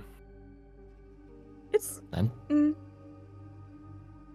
You have dark vision. You can see. I can't. no, so you're in, you can see through it, by the way. You're in an I still extra can't see dimensional, anything. you're in an extra dimensional space. Oh. So I guess it's however the DM would describe, because it doesn't physically describe what the space looks like. my dancing But- lights are still dancing around, so you should. Yeah, be you able can to still see everything below you. You're like floating up there, but you're sitting. It's weird. Yeah, DM, how would you describe what the extra dimensional space looks like? Because it does not specify. It just says an extra dimensional space. I honestly always kind of just imagined it to be just like you go up into the hole, you sit down, and there's just kind of like a stone floor, like a wood floor, but like there's just like a circle, and then it's just darkness everywhere.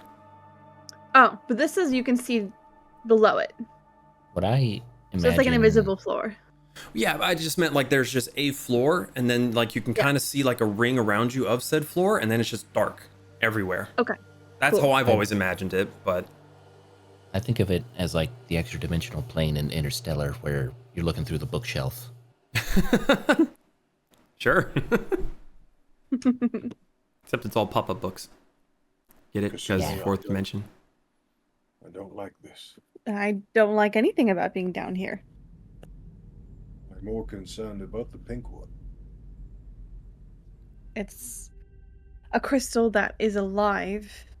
I don't really know what staring at it for that long is going to do, but maybe it'll help her understand why it's following Zahn. Perhaps. I hope that's the only thing. We can find ways to deal with it if it becomes a problem.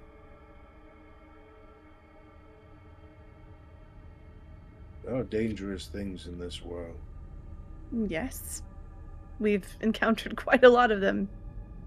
Some things that you can't just take care of. You worry too much. I am a walking example of such a thing.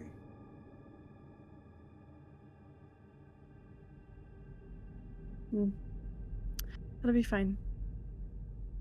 Sumi's very much just trying to distract her brain. She's trying not to worry about it too much.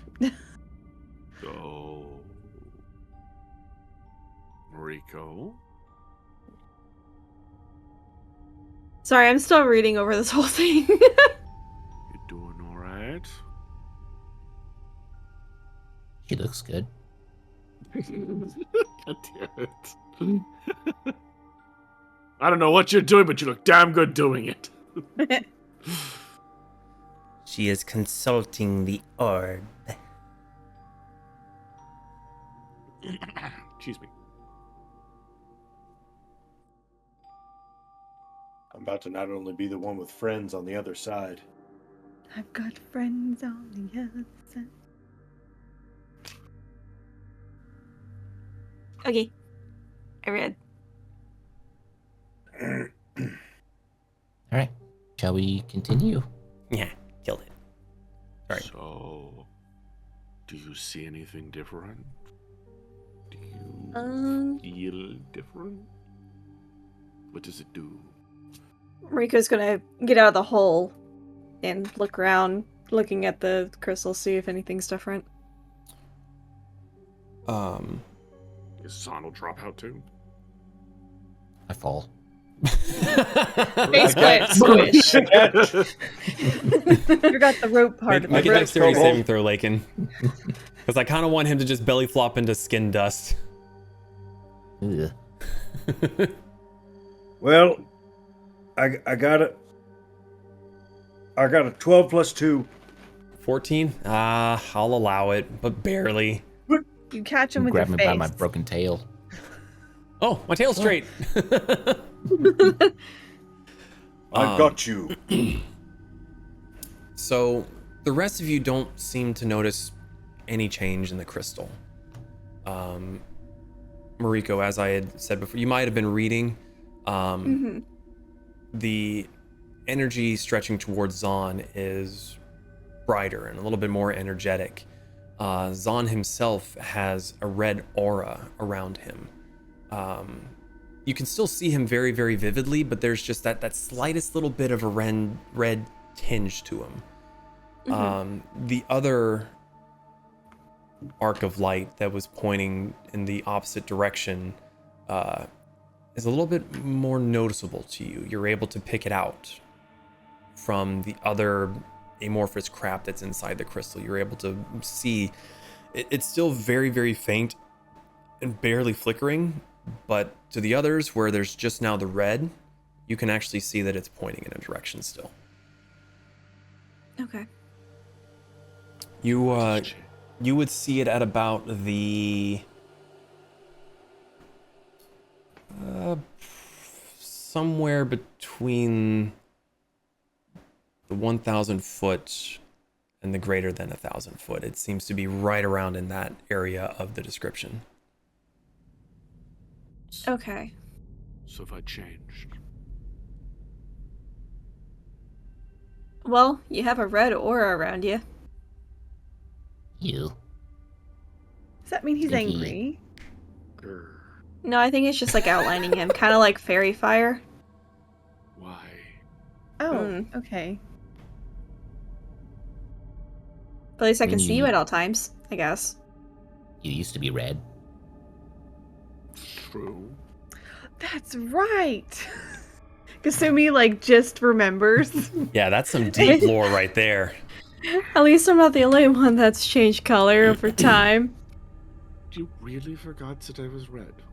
Listen, there has been a lot that has happened. You burned down I've a probably jail friends. in between then. There's been a lot. It's just. So shall we follow the other one? So it doesn't get farther away?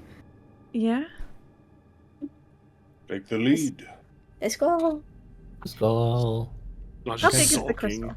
Friends don't know It's anything about about me. yay big. It's like a Oh, way too really, big really for an- big potato. I was That's gonna a say big way potato. too big for a necklace. I was gonna say I could Yeah. help her. No, she's cupping the shiny. You need a straight chain for that shit. All right. So, following Moriko, you head back out of the nest. You follow through the tunnelways. It seems to be keeping you on the cobblestone path that was made by the Duergar. You get to a fork in the road. Moriko very confidently turns to the left. Pathway goes straight for a time. Make another slight turn to the left. There seems to be a cross street that goes west to east, but the arc is still pointing towards the front, so you keep going. And eventually you come to a stop as you realize that you are in a massive, expansive cavern. If you didn't know that you were underground, you'd find it hard to see the ceiling. You'd think that you were just looking up at the night sky with a cloudy sky where it's just sheer darkness. And ahead of you is a bridge. It seems to lead into a large circular spiral city with very, very bright white lights scattered all throughout. Seems to be on the parapets of the walls, the interior lights of the homes or businesses. It's difficult to tell from this distance, but what you had seen a few days prior when you had been in the mushroom farms, you now seem to be at the Duergar city. I'm trying to remember, did I tell you guys the name of it? when you were looking at the map? Mm-mm. Okay, cool. Yep. Then I won't tell you what the name is then. But you stand at the bridge into the Duergar city, and that is where we're going to end for tonight. Darn it. We got a lot done. Got a lot done. Do we level up? Actually, yes. Fuck yeah! Holy shit! You do level up. I already closed the Beyond. Well, Fucking now mad. who's the fool? Me. Guess who can attune to 4 items? Hell yeah. Guess who's not getting the crystal from Moriko? My shiny. Are there any questions, comments, or concerns here as we wrap up No. for tonight? How many Duergar does it take to change a light bulb? How high up At is least the light 2. bulb? Standard ceilings are 10 feet tall. At least 3. Okay. One to be the base, one to stand on the shoulders, the other to laugh as they fall. Okay. Well, thank you all so much for joining us, for listening in, for watching us live, however you are enjoying our content. We hope you enjoyed what we're doing, and we will be back in the next 2 weeks as they enter into the Duergar city that they do not know the name of. So yeah, have Duergar-tropolis. a great weekend. What is this one? Labor Day, Memorial Day? I can't remember which one. Memorial Day. Have a great Memorial Day if you do celebrate that, or you're in a country that has it and whatnot. Be safe, and we will see you the next time we go live. Good night, everybody. Bye, everyone. Night! Thanks for listening to the Fools and Flagons podcast. If you enjoyed this past adventure of the Tales of Archeron, you can catch us live on Fridays at twitch.tv/Fools and Flagons.